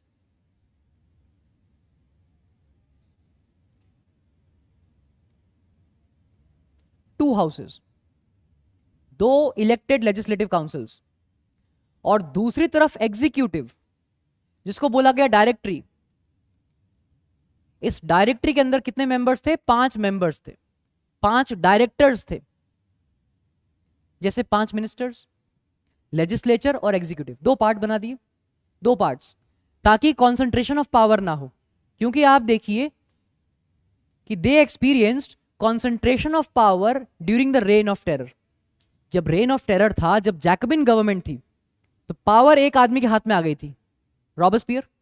to avoid this concentration of power, उन्होंने कहा let's divide the powers. 2 parts में पावर्स को तोड़ दिया, शेयरिंग ऑफ पावर हो गई, 2 ऑर्गन्स बना दिए, 2 elected legislative councils and a 5 member body, जिसे क्या कहा गया? डायरेक्टरी। ठीक है। प्रॉब्लम ये थी सर कि इनके बीच में हमेशा क्लैशेस रहते थे, इनके बीच में आपस में बनती ही नहीं थी. There were often reports of very frequent clashes between the legislative councils and the directors. इनके बीच में लड़ाई लगी ही रहती थी. And this resulted in political instability in France. Political instability. France के अंदर राजनीतिक अस्थिरता आ गई, पॉलिटिकल इंस्टेबिलिटी आ गई. जब सरकार ही आपस में लड़ती रहेगी तो डिसीजन क्या लोगे, डेवलपमेंट की क्या बात करोगे? And that's where the story changes. आप थोड़ा याद कीजिए, रॉबस्पियर ने during the reign of terror पूरे फ्रांस में लोगों को मारना शुरू किया, और ज्यादातर पढ़े लिखे लोग मारे गए, इंटेलेक्चुअल्स मारे गए. क्योंकि रॉबस्पियर का विरोध कौन कर रहा था? पढ़े लिखे लोग, अवेयर लोग, thinkers, philosophers. So that rain of terror resulted in intellectual void in France, that created intellectual darkness in France. And in this intellectual darkness, a man came out with a lamp in his hand. And I always say, a man with a short height and a huge stature, a man with sword in one hand and horse in another. Boys and girls, one of the most charismatic personality in the history of not only France but the entire Europe. I'm talking about a great hero and a reformer, Napoleon Bonaparte. The rise of this military dictator, Napoleon Bonaparte. All right? अब Napoleon Bonaparte की कहानी को तो एक बार यहीं रोकेंगे. Let's dive into the next topic. Let's dive into the next topic and let's talk about women. महिलाओं के बारे में बात करते हैं कि रेवोल्यूशन में महिलाओं का क्या रोल था. What role women played in the revolution. देखिए, पूरे रेवोल्यूशन में आप देख पाएंगे, जब हम वॉर की बात कर रहे थे, in the war of France against Austria and Prussia, आपको याद है 1792 में वॉर हुआ था. वहां पर भी हमने देखा कि when main were busy in fighting in the war, महिलाओं ने कहा था कि हम समाज में आगे बढ़ेंगे. दे स्टार्टेड अर्निंग लाइवलीहुड, पैसा कमाना शुरू किया. They started taking care of their families, महिलाएं. लेकिन इसके बावजूद आप देखेंगे, despite of all this, women were not getting their rights. Women were not getting their rights. Women. तो बेसिकली आप देखेंगे शुरुआत से ही women were very active participants in the events of French Revolution, but they were not given their political rights. They had no access to their rights, especially political rights, voting rights. अगर हम women of third estate की बात करें, महिलाएं काम कर रही थी पैसा कमाने के लिए, घर चलाने के लिए. जैसे women were working as seamstress, laundress. Laundress का मतलब कपड़े धोने वाले, सीमस्ट्रेस मतलब कपड़ा सिलने वाले. So they were working as seamstress, laundress. They were selling fruits, vegetables, flowers. They were working as, they were employed as domestic servants. पैसे वालों के घर में काम कर रही थी पैसा कमाने के लिए. जिंदगी बड़ी मुश्किल थी. And they had no access. They had no access to education. They had no access to skill training, job training. हाँ, women of upper class, women belonging to aristocrats, सिर्फ उन्हीं को थोड़ा बहुत एक्सेस मिल जाता था to education. They could study, लेकिन उनकी शादी भी जल्दी हो जाती थी. तो महिलाओं की जिंदगी बहुत ज्यादा बेहतर नहीं हो रही थी, बहुत ज्यादा अधिकार नहीं थे उनके पास. और specially the women of third estate, उनकी जिंदगी बहुत मुश्किल थी. पैसा भी कमाना है, परिवार का भी ध्यान रखना है. They had to take care of their families, they had to cook, they had to fetch water, they had to buy bread in the market, they have to take care of the children. जिंदगी बहुत मुश्किल थी इनके लिए. The women who were belonging to lower class, their wages were also very poor as compare to men. एक gender division था. उसी काम के लिए जो काम एक पुरुष कर रहा है, for the same job, for the same number of working hours, women were paid less, their wages were less as compared to their male counterparts. पुरुषों से अगर कंपेयर करेंगे तो सेम काम के लिए, same number of working hours के लिए महिलाओं को कम पैसा मिलता था. यह भी एक समस्या की बात थी. समझ रहे हैं? तो अल्टीमेटली जब वॉर हुआ, जैकबिन्स भी काफी एक्टिव हो गए थे। During that period of 1792 1793 women started becoming politically active. देखिए, मैं हमेशा कहता हूं हर लड़की को काम करना चाहिए, जॉब करना चाहिए। और काम करने का मतलब सिर्फ ये नहीं है कि पैसा कमाइए। जब एक महिला घर से बाहर निकलती है, काम करती है, समाज में अपना एक स्टैंड लेती है, एक पोजीशन हासिल करती है, it gives them confidence. Financial independence leads to social independence. ये जिंदगी में याद रखिएगा। टू बी सोशली इंडिपेंडेंट, अगर आप चाहते हैं कि अपने लिए आप फैसले खुद ले पाएं, तो उसके लिए आपको पहले अपने पैरों पे खड़ा होना पड़ेगा। Financial independence leads to social independence. जब तक आपकी फाइनेंशियल कंडीशंस में सुधार नहीं होगा, आपकी सामाजिक स्थिति में सुधार कभी नहीं होगा। कितनी भी मूवमेंट चला लीजिए, कितना भी विरोध कर लीजिए, खड़े महिलाओं को होना पड़ेगा अपने लिए। मैथिली शरण गुप्त एक बहुत बड़े कवि हुए, उनकी दो पंक्तियां मुझे याद आ जाती हैं। मैथिली शरण गुप्त ने कहा कि अन्याय सहकर बैठे रहना यह महादुष्कर्म है, न्यायार्थ अपने बंधु को भी दंड देना धर्म है। इस हेतु ही तो कौरवों और पांडवों का रण हुआ, जो भव्य भारतवर्ष के कल्पांत का कारण हुआ। Women have to take their stand. और अगर अपनी सामाजिक परिस्थिति में सुधार चाहते हो, if you want an improvement, betterment in your social conditions, you need to be financially independent. You need to improve your financial conditions and stability. और जब आपकी सोशल कंडीशन में सुधार होगा, ऑटोमेटिकली पॉलिटिकल राइट्स मिलने लगेंगे। यही तो हुआ इंडिया में। आजादी से पहले देखिए कितना विमेन मूवमेंट चलने लगी, विमेन लीडर्स आगे आने लगी। विमेन लीडर्स इंडिया में पंडिता रमाबाई, ताराबाई शिंदे, रास बिहारी सुंदरी, सरोजनी नायडू, विमेन लीडर्स जिनकी वजह से बदलाव आना शुरू हुआ। So in France women started becoming politically active, they started forming their own political clubs, they started publishing their own newspapers.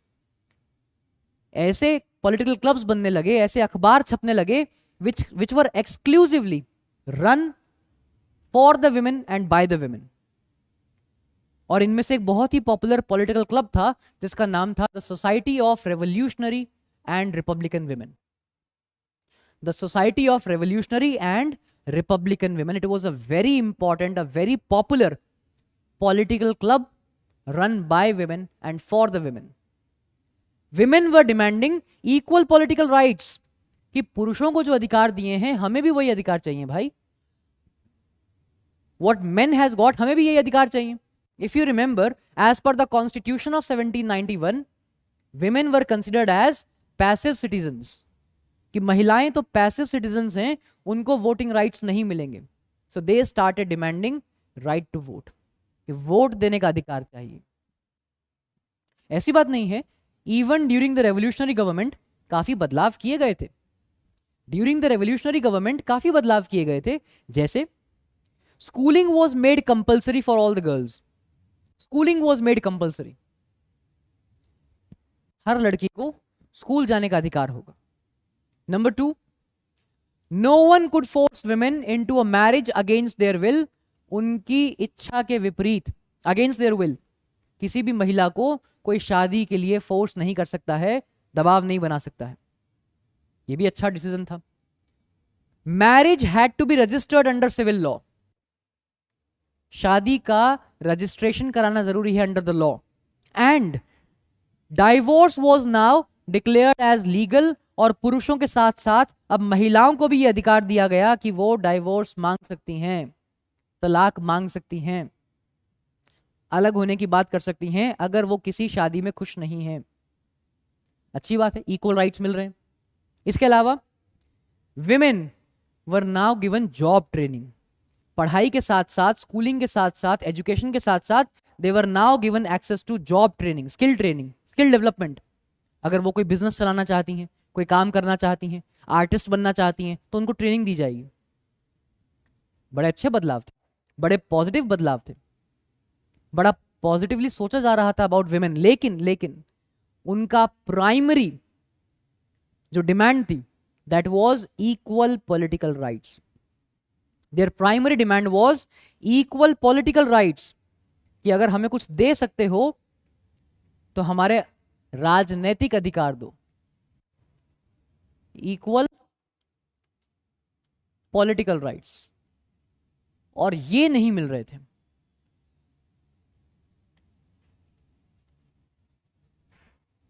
ये नहीं मिल रहा था। This was there primary demand, primary, ये प्राइमरी डिमांड थी। Even during the reign of terror, अगर आप rain of terror की बात करते हैं, during this rain of terror, इस रेन ऑफ टेरर में ऑफ कोर्स जैकबिन्स, रॉबस्पियर ने कहा कि देखो यार, जो कम कर रहे हैं वो ठीक है, पॉलिटिकल राइट्स नहीं मिलेंगे। He very strongly believed, he had a very strong opinion about role of women in politics. उसने कहा कि राजनीति में महिलाओं का कोई जरूरत ही नहीं है। So he ordered, he banned the political activities of women and he ordered the closure of women political clubs. उसने कहा कि जितने भी women clubs हैं इनको बंद किया जाए, और women political activities पर उसने प्रतिबंध लगा दिया, बैन कर दिया। बहुत सारी महिलाओं को अरेस्ट किया गया, and as we expect from Robespierre, he killed women publicly. महिलाओं को भी मारा इस आदमी ने। Women were demanding their equal, primary demand तो यही थी ना, equal voting rights and equal wages. ये दो डिमांड्स थी जो महिलाएं कर रही थी। और आप देखिएगा, न केवल फ्रांस में it became an international movement. अंतरराष्ट्रीय स्तर पे, इंटरनेशनल लेवल पर ये एक सफरेज मूवमेंट बन गई, जहां पर महिलाएं वोटिंग राइट्स मांग रही थी। And ultimately it was in 1946. Ultimately, it was in 1946 women in France got their voting rights. कितना लंबा स्ट्रगल है यार। French revolution started in 1789। 1789 से फ्रेंच रेवोल्यूशन शुरू होता है, और 1946 में जाकर women got their voting rights. Struggle देखो एक बार, स्ट्रगल 150 साल से ज्यादा का स्ट्रगल है टू गेट वोटिंग राइट्स। ये सीखने वाली बात है। यहां पर लोगों का एक अटेम्प्ट में जेई नहीं होता है, लोग रोने बैठ जाते हैं कि हमारा जेई क्रैक नहीं हुआ sir. Big battles take big time. अगर आपको लड़ाई लंबी, अगर बड़ी लड़ाई जीतनी है तो पेशेंस रखना पड़ेगा, धैर्य रखना पड़ेगा। To win big battles you require big patience. ये जिंदगी में याद रखिएगा, ये हिस्ट्री नहीं है, जिंदगी के फॉर्मूले हैं। To win big battles you require big patience. एक बार एग्जाम में मार्क्स कम आते हैं, लोग रोने बैठ जाते हैं कि हमारा नहीं होगा सर। बिग पेशेंस, समझ रहे हैं? 1789 to 1946, patience, right to vote. समझ रहे हो? After understanding the role of women, एक और बहुत इंपॉर्टेंट टॉपिक आता है which is very closely associated with French Revolution, and that is the conditions of slaves. Let's talk about slavery. Let's talk about slavery.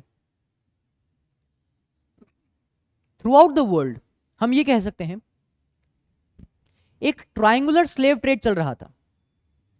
A triangular slave trade was going on between 3 continents, Europe, Africa and America. जरा ध्यान से देखिएगा।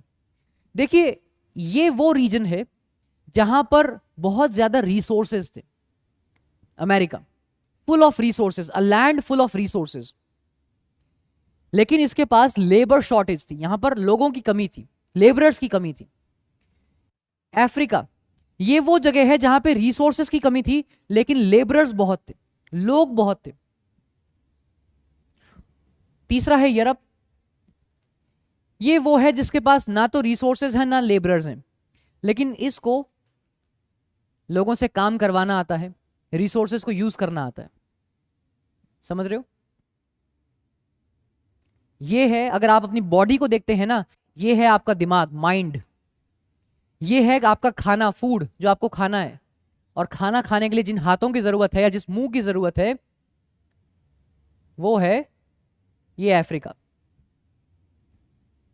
तो ये जो दिमाग है, ये इस मुंह को कहेगा खाना खाने के लिए, या इन हाथों को कहेगा इस खाना को लेकर आने के लिए। ये आपका माइंड है, माइंड। ये आपके हैंड्स हैं। तो ये जो दिमाग है, ये हाथों का यूज करेंगे खाना खाने के लिए। अब इसको एक बार ध्यान से समझिएगा, ये बड़ा इंटरेस्टिंग है। ये जो स्लेव ट्रेड था, ट्रायंगुलर स्लेव ट्रेड, देखिए जितने भी यूरोपियन मर्चेंट्स थे, यूरोपियन मर्चेंट्स, ये यूरोप से अफ्रीका आते थे। They use to come from Europe to Africa. यहां पर they use to buy slaves. ये स्लेव्स को खरीदते थे, और इन स्लेव्स को खरीद कर all the way to America, ये अमेरिका जाते थे। और इस अमेरिका से यहां पर in these English colonies, Caribbean islands, across the Atlantic, यहां पर इन स्लेव्स को यूज करते थे as labourers, as bondage labourers on the plantation sites. इन स्लेव्स को लाकर यहां पर प्लांटेशन ओनर्स को बेच देते थे, और ये प्लांटेशन ओनर्स इनसे काम करवाते थे। और यहां पर जो भी प्रोड्यूस होता था, कॉफी, कॉटन, शुगर, ये सब लेकर जाते थे, इंडिगो, ये सब लेकर जाते थे यूरोपियन मार्केट में। तो एक ट्रायंगुलर स्लेव ट्रेड आपको दिखेगा। You will see, you can observe a triangular slave trade from Europe to Africa, from Africa to America, and from America back to Europe. एक ट्रायंगुलर स्लेव ट्रेड चल रहा था between these three continents. Triangular slave trade. यहां पर आप देखेंगे plantations of tobacco, plantations of indigo, sugar, coffee, क्योंकि यहां पर they had shortage of labour in these plantation sites. तो आप देखेंगे, specially when we talk about France, the merchants from the cities of बूडुआ, नैंटी, यहां से merchants, these are the port cities of France, बूडुआ, नैंटी। यहां से आप देखिए बूडुआ, देखिए नैंटी, ये फ्रांस के अंदर है। ये रहा Paris, this is Paris. So these are the port towns of France, बूडुआ, नैंटी। यहां से merchants use to come all the way to Europe, sorry Africa, from Europe to Africa. और अफ्रीका में आने के बाद they use to buy these slaves from the local leaders. और इन स्लेव्स को हाथ में हथकड़ी डाल के, गले में जंजीर डाल के, पैरों में जंजीर पहना के, इन द शिप्स, बड़े बड़े जहाज थे, इनको डालते थे जहाज में, and all the way to America they were taken to America. 2 से 3 महीना लगता था इनको। It use to take 2 to 3 months। इनको लेकर जाते थे अमेरिका, और वहां पर they were sold to the plantation owners. ये है ट्रायंगुलर स्लेव ट्रेड, ये है exploitation of the slave labour. ताकि जिस सामान की जरूरत है यूरोपियन मार्केट में, फिर चाहे वो सामान कॉफी हो, शुगर हो, इंडिगो हो, वो मिल सके। These commodities were in great demand in European market. So port cities like बूडुआ, नैंटी, यहां पर तो इकोनॉमिक प्रोस्पेरिटी ही इसलिए आई बिकॉज ऑफ स्लेव लेबर। तुम्हें ऐसे लेबरर्स मिल रहे हैं who are working for free. सवाल ये उठता है कि विरोध क्यों नहीं हुआ? अगर किसी से फ्री में काम करवाएंगे और वो भी अफ्रीका से अमेरिका ले जाकर, तो क्या विरोध नहीं होगा? दे वर ब्रेन वॉश्ड कि भगवान चाहता है कि तुम स्लेव बनो, इसलिए तुम्हें काला पैदा किया है और हमें गोरा पैदा किया है। You are born to be a slave, that's why you are black. They were brainwashed. उन्हें यह एहसास दिला दिया गया that you are subhuman, human तो इंसान भी नहीं हो, इंसानों से भी नीचे हो, यू आर सब ह्यूमन। भगवान चाहता है कि तुम गुलाम बनो, स्लेव बनो, that's why you are born black. They were brainwashed. विरोध कहां से होता? और अगर हमारी बात नहीं मानोगे तो अगले जन्म में और बुरा होगा। अब जो इंसान पहले से परेशान है ना, उसको भगवान का डर दिखा दो, वो और डर जाएगा। और पहले ही परेशान है, अगले जन्म में भगवान घोड़ा बना देगा, गधा बना देगा, कुत्ता बना देगा, भगवान नरक में भेज देगा, डर। So they were working as slaves, slavery. लेकिन इस स्लेवरी को अबॉलिश करने की कोशिश की गई थी। देखिए, national assembly was also against slavery, लेकिन किसी चीज का विरोध करना अलग बात है और उस चीज का विरोध करने के लिए स्टैंड लेना अलग बात है। पब्लिकली किसी चीज का विरोध करना, बहुत दम चाहिए इसके लिए। नेशनल असेंबली को मालूम था कि स्लेवरी शुड बी अबॉलिश्ड, ये बंद होना चाहिए, लेकिन नेशनल असेंबली को पता था कि अगर ये बंद कर दिया, the rich people, the businessman, वो नाराज हो जाएंगे, और वो नाराज हो जाएंगे तो पैसा कहां से आएगा सरकार चलाने के लिए। तो यहां पर डिबेट्स तो बहुत हुई, दे हैड लॉन्ग डिबेट्स, लेकिन कोई भी लॉ पास नहीं किया गया टू अबॉलिश स्लेवरी। ये स्लेवरी को बंद ही नहीं कर पाए क्योंकि they were highly scared of the opposition from big businessman. Ultimately ये जैकबिन्स ने किया, 1794 में नेशनल कन्वेंशन ने किया। इन 1794 slavery was abolished in France. 1794, ये प्लीज ध्यान रखिएगा, इन 1794 slavery was abolished in France. They set all the slaves free. लेकिन इसके ठीक 10 साल बाद, इन 1804, इसके ठीक 10 साल बाद, इन 1804 नेपोलियन री इंट्रोड्यूस्ड स्लेवरी। 1794 में स्लेवरी को बैन किया कन्वेंशन ने, और इसके ठीक 10 साल बाद 1804 में स्लेवरी वॉज री introduced in France bye Napoleon. ये गलती थी नेपोलियन की, ये उसने गलत किया। फाइनली इन 1848, 1848 में स्लेवरी बैन हुई in France. Please remember this year, 1848। Ultimately, it was in 1848 where slavery was finally abolished in France. Finally. ठीक है, तो ध्यान रखिएगा, 1794 कन्वेंशन ने स्लेवरी को बैन किया, 1804 नेपोलियन री इंट्रोड्यूस स्लेवरी, और 1848 स्लेवरी वॉज फाइनली अबॉलिश्ड। तो यहां पर बात आती है French revolution and the everyday life of the people. French revolution का लोगों की आम जिंदगी पर क्या इफेक्ट था, लोगों की जिंदगी पर क्या प्रभाव पड़ा फ्रेंच रेवोल्यूशन का, लोग कितना खुश थे, क्या बदलाव आया उनके जीवन में। देखिए, ये तो हम कह सकते हैं because of French revolution I can very safely से दिस कि आजादी पर बात हो रही थी, इंडिविजुअल फ्रीडम जिसको हम लिबर्टी कहते हैं। लोगों को एक नई आजादी मिली अपनी बात कहने की, अपनी बात रखने की, लोगों को अधिकार मिला अपना जीवन अपने हिसाब से जीने का। इसको कहते हैं इंडिविजुअल फ्रीडम, है ना, व्यक्तिगत आजादी, लिबर्टी। इक्वालिटी बिफोर लॉ की बात होने लगी कि एक ऐसा फ्रांस हो जहां पर कानून के सामने सब समान है, सब बराबर है, इक्वालिटी बिफोर लॉ, यह भी होना चाहिए। ठीक है, लेकिन सबसे बड़ा बदलाव जो आया that was abolition of censorship.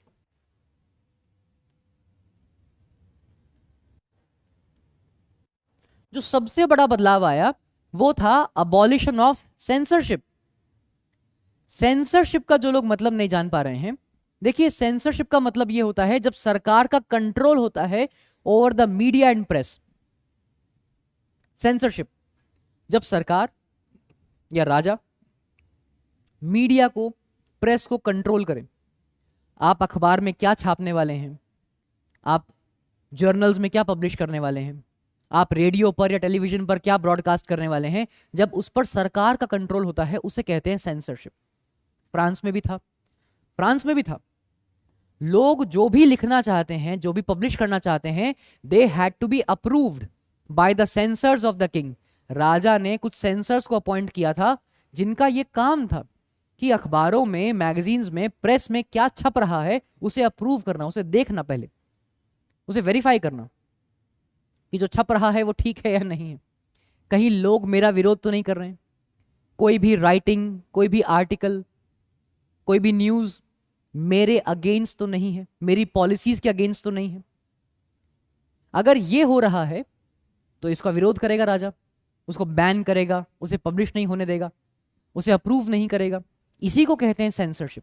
देखिए, इसका एक बहुत सिंपल एग्जाम्पल लेने के लिए आप देख सकते हैं, इंडिया में, हिंदुस्तान में, जब भी आप कोई फिल्म देखने जाएंगे थिएटर में, मैं किसी भी ओटीटी प्लेटफॉर्म की बात नहीं कर रहा हूं, मैं किसी भी ऑनलाइन प्लेटफॉर्म की बात नहीं कर रहा हूं, जब भी आप कोई फिल्म थिएटर में देखने जाएंगे तो फिल्म की शुरुआत होती है एक सर्टिफिकेट से। आप देख पाएंगे कि पूरा स्क्रीन पर एक व्हाइट कलर का सर्टिफिकेट आता है, जिस पर या तो लिखा रहेगा यू, या लिखा होगा U/A, या फिर लिखा होगा A। इन तीन में से कुछ एक लिखा होगा, है ना। यू का मतलब है यूनिवर्सल, भाई पारिवारिक फिल्म है, उसमें किसी भी तरह की कोई अभद्रता नहीं है, कुछ भी ऐसा नहीं है, हर वर्ग का, हर उम्र का बच्चा, बड़ा, बूढ़े, सब इस फिल्म को देख सकते हैं, हमने कहा यूनिवर्सल फिल्म है ये। या फिर लिखा होगा U/A, इसका मतलब इस फिल्म को 14 साल या उससे ऊपर के लोग देख सकते हैं, अंडर पेरेंटल गाइडेंस, है ना, माता पिता के साथ बच्चे देख सकते हैं। और A मतलब इट्स फॉर एडल्ट्स, ये 18 वर्ष से ऊपर के लोगों के लिए है। उसमें हो सकता है कुछ गाली गलौज हो, या कुछ ऐसे शब्दों का प्रयोग किया हो, या स्मोक करने का, ड्रिंक करने का कोई सीन हो, या ज्यादा खून खराबा हो, उसको A सर्टिफिकेट मिल जाता है। इंडिया में फिल्मों को थिएटर के लिए सर्टिफिकेट देने का काम करती है CBFC। इसको कहते हैं central board of film certification, आम भाषा में कहते हैं सेंसर बोर्ड। अगर आप में से किसी ने ये वर्ड सुना हो, हम कहते हैं सेंसर बोर्ड। सेंसर बोर्ड ने उस फिल्म को रोक दिया, सेंसर बोर्ड ने उस फिल्म में इस सीन को काट दिया। तो अब आप कहेंगे कि इंडिया तो एक लोकतंत्र है, डेमोक्रेसी है, यहां पर सेंसरशिप होती है। देखिए, इंडिया में सेंसरशिप का मतलब सिर्फ ये नहीं है कि हमें किसी फिल्म में वल्गैरिटी है या वॉयलेंस है वो चेक करना, नहीं। इंडिया एक ऐसा देश है जहां पर इतने समुदाय हैं, इतनी कम्युनिटीज हैं, इतने धर्म और जाति के लोग हैं। आप एक फिल्म में किसी एक कम्युनिटी के अगेंस्ट, आप किसी एक समुदाय के अगेंस्ट कुछ बोल देंगे, अगले दिन दंगे हो जाएंगे। तो सेंसरशिप होना बहुत जरूरी है यहां पर। किसी भी फिल्म में कल को कोई उठकर बोल देगा किसी एक समुदाय के अगेंस्ट, किसी एक धर्म के अगेंस्ट, अगले दिन यहां पर दंगे हो जाएंगे। तो सेंसर करना बहुत जरूरी है, इसलिए हमारे यहां पर सेंसर बोर्ड है। लेकिन ये जो सेंसरशिप है, ये एक एब्सोल्यूट सेंसरशिप है कि अगर आपने राजा के अगेंस्ट कुछ भी बोला, सही या गलत, हो सकता है आप सही हो सकता है आप राजा की कमी निकाल रहे हैं, बिल्कुल सही है, लेकिन अलाउड नहीं है। There is no freedom of press, there is no freedom of media, press की आजादी नहीं है। इसी को ही कहते हैं एब्सोल्यूट सेंसरशिप, और ये फ्रांस में था। All the written material, cultural activities, they were censored. लेकिन because of French revolution censorship was abolished. इस सेंसरशिप को अबॉलिश किया, और जैसे ही इसको अबॉलिश किया, एज सून एज, अगर आपको याद हो, 1791 declaration of rights of man and citizen, people got freedom of speech and expression. लोगों को बोलने और अभिव्यक्ति की आजादी मिल गई, freedom of speech and expression. और जैसे ही ये हुआ, जैसे ही सेंसरशिप वॉज अबॉलिश्ड, पूरे फ्रांस में सर बाढ़ आ गई, बाढ़ आ गई। न्यूज़पेपर्स की आर्टिकल्स, जर्नल्स, सब छपने लगा, प्रिंटेड मटेरियल। अब पूरे फ्रेंच रेवोल्यूशन में जो कुछ भी हो रहा था, all the events of French revolution, they were very categorically described in the writings of the people. They were very well explained in the writings by the people. फिर चाहे वो न्यूज़पेपर्स थे, चाहे वो जर्नल्स थी, लोग अपने विचारों को खुलकर लोगों के सामने रखने लगे। Freedom of press, freedom of press, कि अगर आप किसी बात का विरोध भी करना चाहते हैं, वो भी आप खुल के कर सकते हैं। देखिए, इस आजादी का मतलब सिर्फ ये नहीं है कि जो हो रहा है वो बता दिया। अगर आप सरकार की किसी बात से खुश नहीं है, आपको पूरा अधिकार है सरकार का विरोध करने का, अपनी बात रखने का, अपना पॉइंट ऑफ व्यू रखने का। इसी को कहते हैं फ्रीडम ऑफ प्रेस, इसी को कहते हैं freedom of speech and expression, कि ये सरकार की जिम्मेदारी है कि वो हर वर्ग की बात सुनेगी, हर ओपिनियन को सुनेगी, हर पॉइंट ऑफ व्यू को सुनेगी। इसी को कहते हैं ना freedom of press, freedom of speech and expression. और ना केवल प्रिंटेड मटेरियल, आप देखेंगे सॉन्ग्स, आप देखेंगे प्लेज, फेस्टिव प्रोसेशन। देखिए, प्रॉब्लम क्या थी ना, कि ये जो रिटन मटेरियल है, ये सिर्फ और सिर्फ पढ़े लिखे लोग ही यूज कर सकते थे। Only and only literate people, अखबार कौन पढ़ सकता है? जो पढ़ा लिखा है, जिसको पढ़ना लिखना आता है। जिसको पढ़ना नहीं आता है, वो असाक्षर है, वो शिक्षित नहीं है, तो अखबार नहीं पढ़ पाएगा। उनके लिए सॉन्ग्स, प्लेज, फेस्टिव प्रोसेशंस कि हर वो व्यक्ति जिसको पढ़ना नहीं आता है वो इनको देखकर राष्ट्रवाद की भावना ले सकता है, देश में क्या हो रहा है वो जान सकता है। समझ रहे हो? Large number of people started being attracted to these. ठीक है, सेंसरशिप। अब बात आती है towards the conclusion of this chapter. देखिए, जब हम कंक्लूजन की तरफ बढ़ते हैं तो आपको याद हो मैंने कहा था कि नेपोलियन की कहानी को एक बार हम यहीं रोकते हैं, जब हमने बात की थी about the rise of Napoleon. इस चैप्टर में नेपोलियन के बारे में बहुत ब्रीफ दिया गया है, तो एज पर योर सिलेबस ही बात करेंगे, एज पर एग्जाम पॉइंट ऑफ व्यू ही बात करेंगे। Please remember the year 1804। Napoleon की कहानी बहुत लंबी कहानी नहीं है। 1804 टू 1815, बस ये 11 साल है नेपोलियन के। वो राजेश खन्ना कहता है ना आनंद मूवी में कि बाबू मोशाय, जिंदगी लंबी नहीं बड़ी होनी चाहिए। नेपोलियन 11 साल, बस ये 11 साल इस आदमी के ऐसे थे कि पूरी दुनिया में इस आदमी का नाम था, एंटायर वर्ल्ड। आप सोचिए ना, 1815 ये आदमी हार गया और 1821 में इस आदमी की मृत्यु हुई। Napoleon died in 1821। इसके मरने के 200 साल बाद भी इसकी बात कर रहे हैं। यार इस आदमी में कुछ तो दम रहा होगा, यार इस बंदे में कुछ तो दम रहा होगा कि इसके मरने के 200 साल बाद भी इस आदमी की बात हो रही है। नेपोलियन तो इन 1804 he became the emperor of France. He proclaimed himself as the emperor of France. Napoleon ये फ्रांस का एम्परर बनता है और फ्रांस का एम्परर बनने के बाद ये पूरे यूरोप को जीतता है। और इसकी कमाल की बात ये थी कि जहां जहां पर ये वॉर करता था, जिस जिस एरिया को ये जीत लेता था, वहां पर अपने ही किसी फैमिली मेंबर को बिठा देता था। किसी से अगर बदला लेना हो ना, उसको मारो मत, ये नेपोलियन ने सिखाया। उस पर इतने एहसान कर दो कि तुम्हारे एहसान तले वो आदमी दब जाए। तुम किसी को मारोगे, एक बार मारोगे, 2 बार मारोगे, तुम उसके ऊपर इतने एहसान कर दो कि वो वैसे ही दब जाए। वो भैया नेपोलियन, इस आदमी का पूरा बचपन गरीबी में गया। बहुत लोगों ने परेशान किया, बहुत लोगों ने सताया, धमकाया, डराया, but when he rose to power, जब इस आदमी के हाथ में शक्ति आ गई, पावर आ गई, राजा बन गया फ्रांस का। किसी को मारा नहीं इसने। तो तुमने ही कहे थे ना इधर आओ, नहीं। आपकी जिंदगी में बहुत लोग ऐसे होंगे जो आपको परेशान करेंगे, तुमसे कुछ नहीं होगा, तुम्हारा एग्जाम क्रैक नहीं होगा। तो ये मत सोचो कि जिस दिन बन जाएंगे इनको मारेंगे, नहीं। जिस दिन इस लायक बन जाओ तो अपने गांव में जाओ, BMW लेकर, 80 लाख की गाड़ी, 1 करोड़ की गाड़ी, गांव में जाओ तो आधे लोगों का हार्ट अटैक वैसे ही आ जाएगा, BP हो जाएगा, शुगर हो जाएगा। मारो मत उनको। किसी के घर गए, लो 1 लाख रुपए दे दिया, नहीं नहीं रखो रखो, अरे भैया तुम्हारे एहसान तले वो आदमी दब जाएगा कि तुम ऑटोमेटिकली ऊंचे हो जाओगे। नेपोलियन, ये आदमी जहां पर भी राज करता था अपने फैमिली मेंबर को बिठाता था कि जाओ स्पेन तुम संभाल लो, जाओ जर्मनी तुम संभाल लो। Wherever he used to win the war, he used to place his family members.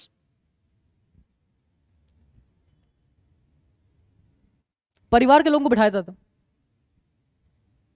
साम्राज्य भी बड़ा हो रहा है और परिवार के लोग बिठा दिए, ट्रस्टेड पीपल।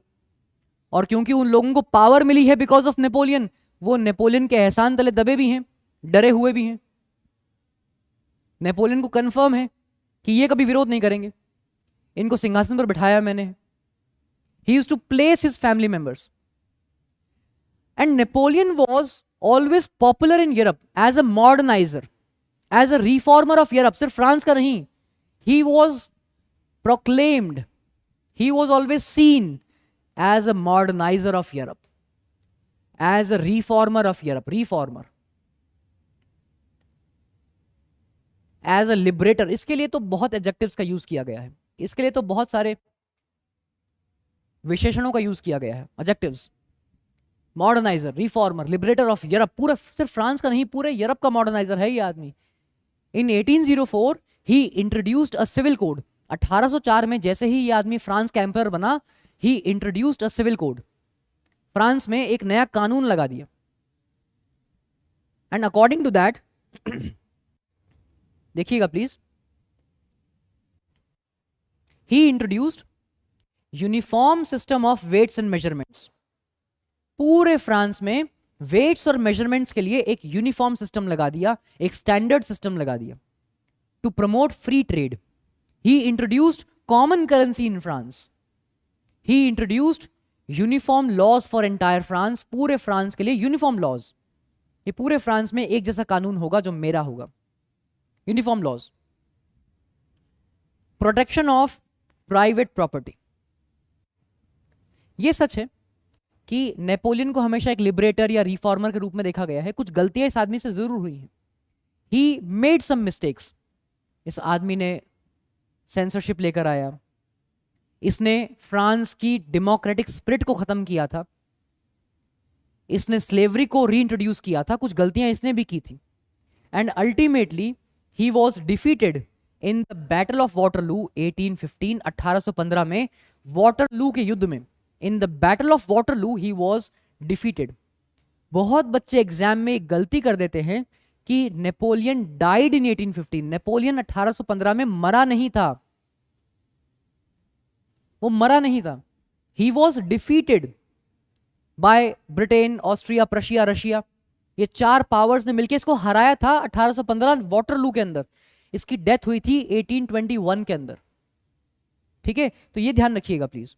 बहुत बच्चे लिख जाते हैं कि नेपोलियन डाइड इन 1815, नहीं, गलत है, ही वॉज डिफीटेड इन 1815। तो इसका जो रूल था वो 1804 से 1815 था, ये हमें इसके बारे में ध्यान रखना है। ठीक है, एक छोटा सा पॉइंट हमें थोड़ा सा पता होना चाहिए। When we talk about French revolution, French revolution की जो लीगेसीज हैं वो पता होनी चाहिए। फ्रेंच रेवोल्यूशन से we got the ideas like liberty, French revolution से we got ideas like equality, democratic spirit, है ना, जो लोकतांत्रिक भावना है वो भी फ्रेंच रेवोल्यूशन से या फ्रांस से निकल के आई बाहर। इवन स्लेवरी से जो आजादी मिली, the idea of freedom from bondage from slavery, ये भी फ्रेंच रेवोल्यूशन की वजह से है। एक छोटा सा क्वेश्चन यहां से बन जाता है कि कौन से Indian leaders, which Indian leaders were inspired by French revolution. तो यहां पर आपको दो नाम पता होने चाहिए, ये एग्जाम पॉइंट ऑफ व्यू से इंपॉर्टेंट है। कौन से दो इंडियन लीडर्स जो फ्रेंच रेवोल्यूशन से, फ्रांस की क्रांति से बहुत ज्यादा प्रभावित थे, प्रेरित थे, इंस्पायर्ड थे। एक नाम है टीपू सुल्तान और दूसरा नाम है राजा Ram Mohan Roy.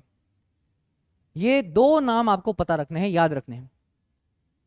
Tipu Sultan and Raja Ram Mohan Roy, they were highly inspired by French revolution. So before we sum up this session, आज के सेशन में, to just give you a quick overview, आज के सेशन की हमने शुरुआत की थी by understanding the event of French revolution. तो हमने शुरुआत की थी 14 जुलाई 1789 से, जहां पर हमने बात की अबाउट द स्टॉर्मिंग ऑफ बेसील। याद रखिएगा, स्टॉर्मिंग ऑफ बेसील 14 जुलाई 1789। उसके बाद हमने समझा कि इनके पीछे क्या रीजंस थे। हमने फ्रांस के पॉलिटिकल स्ट्रक्चर को समझा, जहां पर हमने लुई 16 की बात की, मैरी एंटनी के बारे में बात की, मिनिस्टर्स के बारे में बात की। हमने फ्रांस की इकोनॉमी को समझा, जहां पे हम करप्ट टैक्सेशन पॉलिसी की बात कर रहे थे। देयर वर डायरेक्ट टैक्सेस जैसे कि tithe, taille, there were indirect taxes जो कुछ कमोडिटीज पर लगते थे जैसे कि टोबैको, सॉल्ट, वाइन। हमने फ्रांस के सोशल स्ट्रक्चर के बारे में बात की, जहां पर 3 एस्टेट्स थी। फर्स्ट एस्टेट जहां पर क्लर्जीज थे, सेकंड एस्टेट जहां पर नोबल्स थे, और थर्ड एस्टेट जहां पर मिडिल क्लास पीपल और लोअर क्लास पीपल थे, जिसमें beggars, artisans, labourers, workers, farmers, ये सब थे। प्रॉब्लम ये थी कि entire taxation burden was on the shoulders of third estate. The members of first and second estate, they were exempted from paying any tax. इसके बाद हमने बात की थी कि राजा ने तय किया to call a meeting of Estates General, that was on 5th of May 1789। ये हमने चर्चा की थी, लेकिन वो मीटिंग फेल हो गई थी because of that voting decision. राजा ने कहा था each estate will have one vote. Ultimately 20th of June 1789 formation of declaration of national assembly and people took tennis court oath. ये हमने बात की थी under the leadership of Mirabeau and Abbe Sieyes. इसके बाद हमने बात की थी 1791 France got its first ever written constitution, जहां पर एक्टिव सिटीजन्स और पैसिव सिटीजन्स थे और सरकार के 3 ऑर्गन्स थे, लेजिस्लेचर, एग्जीक्यूटिव और जुडिशरी। इस कॉन्स्टिट्यूशन के हमने प्रोज एंड कॉन्स की बात की थी। इसी के साथ हमने declaration of rights of main and citizen के बारे में भी बात की थी। इसके बाद हमने बात की थी about the war against Austria and Prussia 1792 अप्रैल। इसके बाद जैकबिन्स आ गए थे, विरोध हुआ 1792 अगस्त, पैलेस ऑफ टॉलरी के बाहर राजा रानी को अरेस्ट कर लिया गया था। आगे जाकर हमने देखा कन्वेंशन रूल्ड, फ्रांस को रिपब्लिक बना दिया गया एंड जैकबिन्स केम टू पावर। राजा और रानी दे वर किल्ड पब्लिकली। हमने रेन ऑफ टेरर की बात की 1793 से 1794। अल्टीमेटली जुलाई 1794 रॉबस्पियर को भी मार दिया गया था and then France was ruled by 2 elected legislative councils and a directory, जिसके अंदर 5 मेंबर्स थे।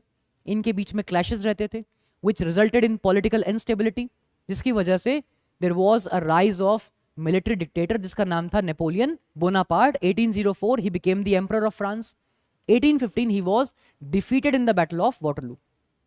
महिलाओं के बारे में बात की थी कि रेवोल्यूशन में उनका क्या रोल था और कौन कौन से मेजर्स लिए गए थे to improve the conditions of women, वो हमने बात की थी कि schooling was made compulsory, job training दी जाएगी, no one could force them into marriage, marriage had to be registered under law, divorce was made legal. ये सब हम बात कर रहे थे, but ultimately women demanded voting rights जो उनको मिला 1946 में। सो स्लेवरी के बारे में बात हुई। एक ट्रायंगुलर स्लेव ट्रेड था यूरोप, अफ्रीका, अमेरिका के बीच में। तो हमने ये देखा था कि 1794 में स्लेवरी को अबॉलिश किया कन्वेंशन ने, 1804 में नेपोलियन ने रीइंट्रोड्यूस किया और उसके बाद अल्टीमेटली 1848 में ये फाइनली अबॉलिश कर दिया गया, खत्म कर दिया गया स्लेवरी इन फ्रांस। और इसके बाद हमने एक सेंसरशिप के बारे में बात की थी कि बिकॉज ऑफ फ्रेंच रेवोल्यूशन एक बहुत बड़ा इंपैक्ट आया, censorship was abolished in France. So that was all about the chapter. इस पूरे चैप्टर में यही सब था। आई रियली होप कि एक सिंगल गो में, एक सिंगल शॉट में ये चैप्टर आपको पूरा रिवाइज हो गया है। Still I request all of you कि इस चैप्टर का एक रिवीजन देखिएगा, एक रीडिंग एनसीईआरटी से लीजिएगा। और आई रियली बिलीव कि this video was quite informative to you, helpful to you. So will meet soon in the upcoming session with the next chapter. Till then, you guys please take care of yourselves. Have a great time. This was Shubham Gupta. Sayonara. Thank you so much. Thank you so much. आपका बहुत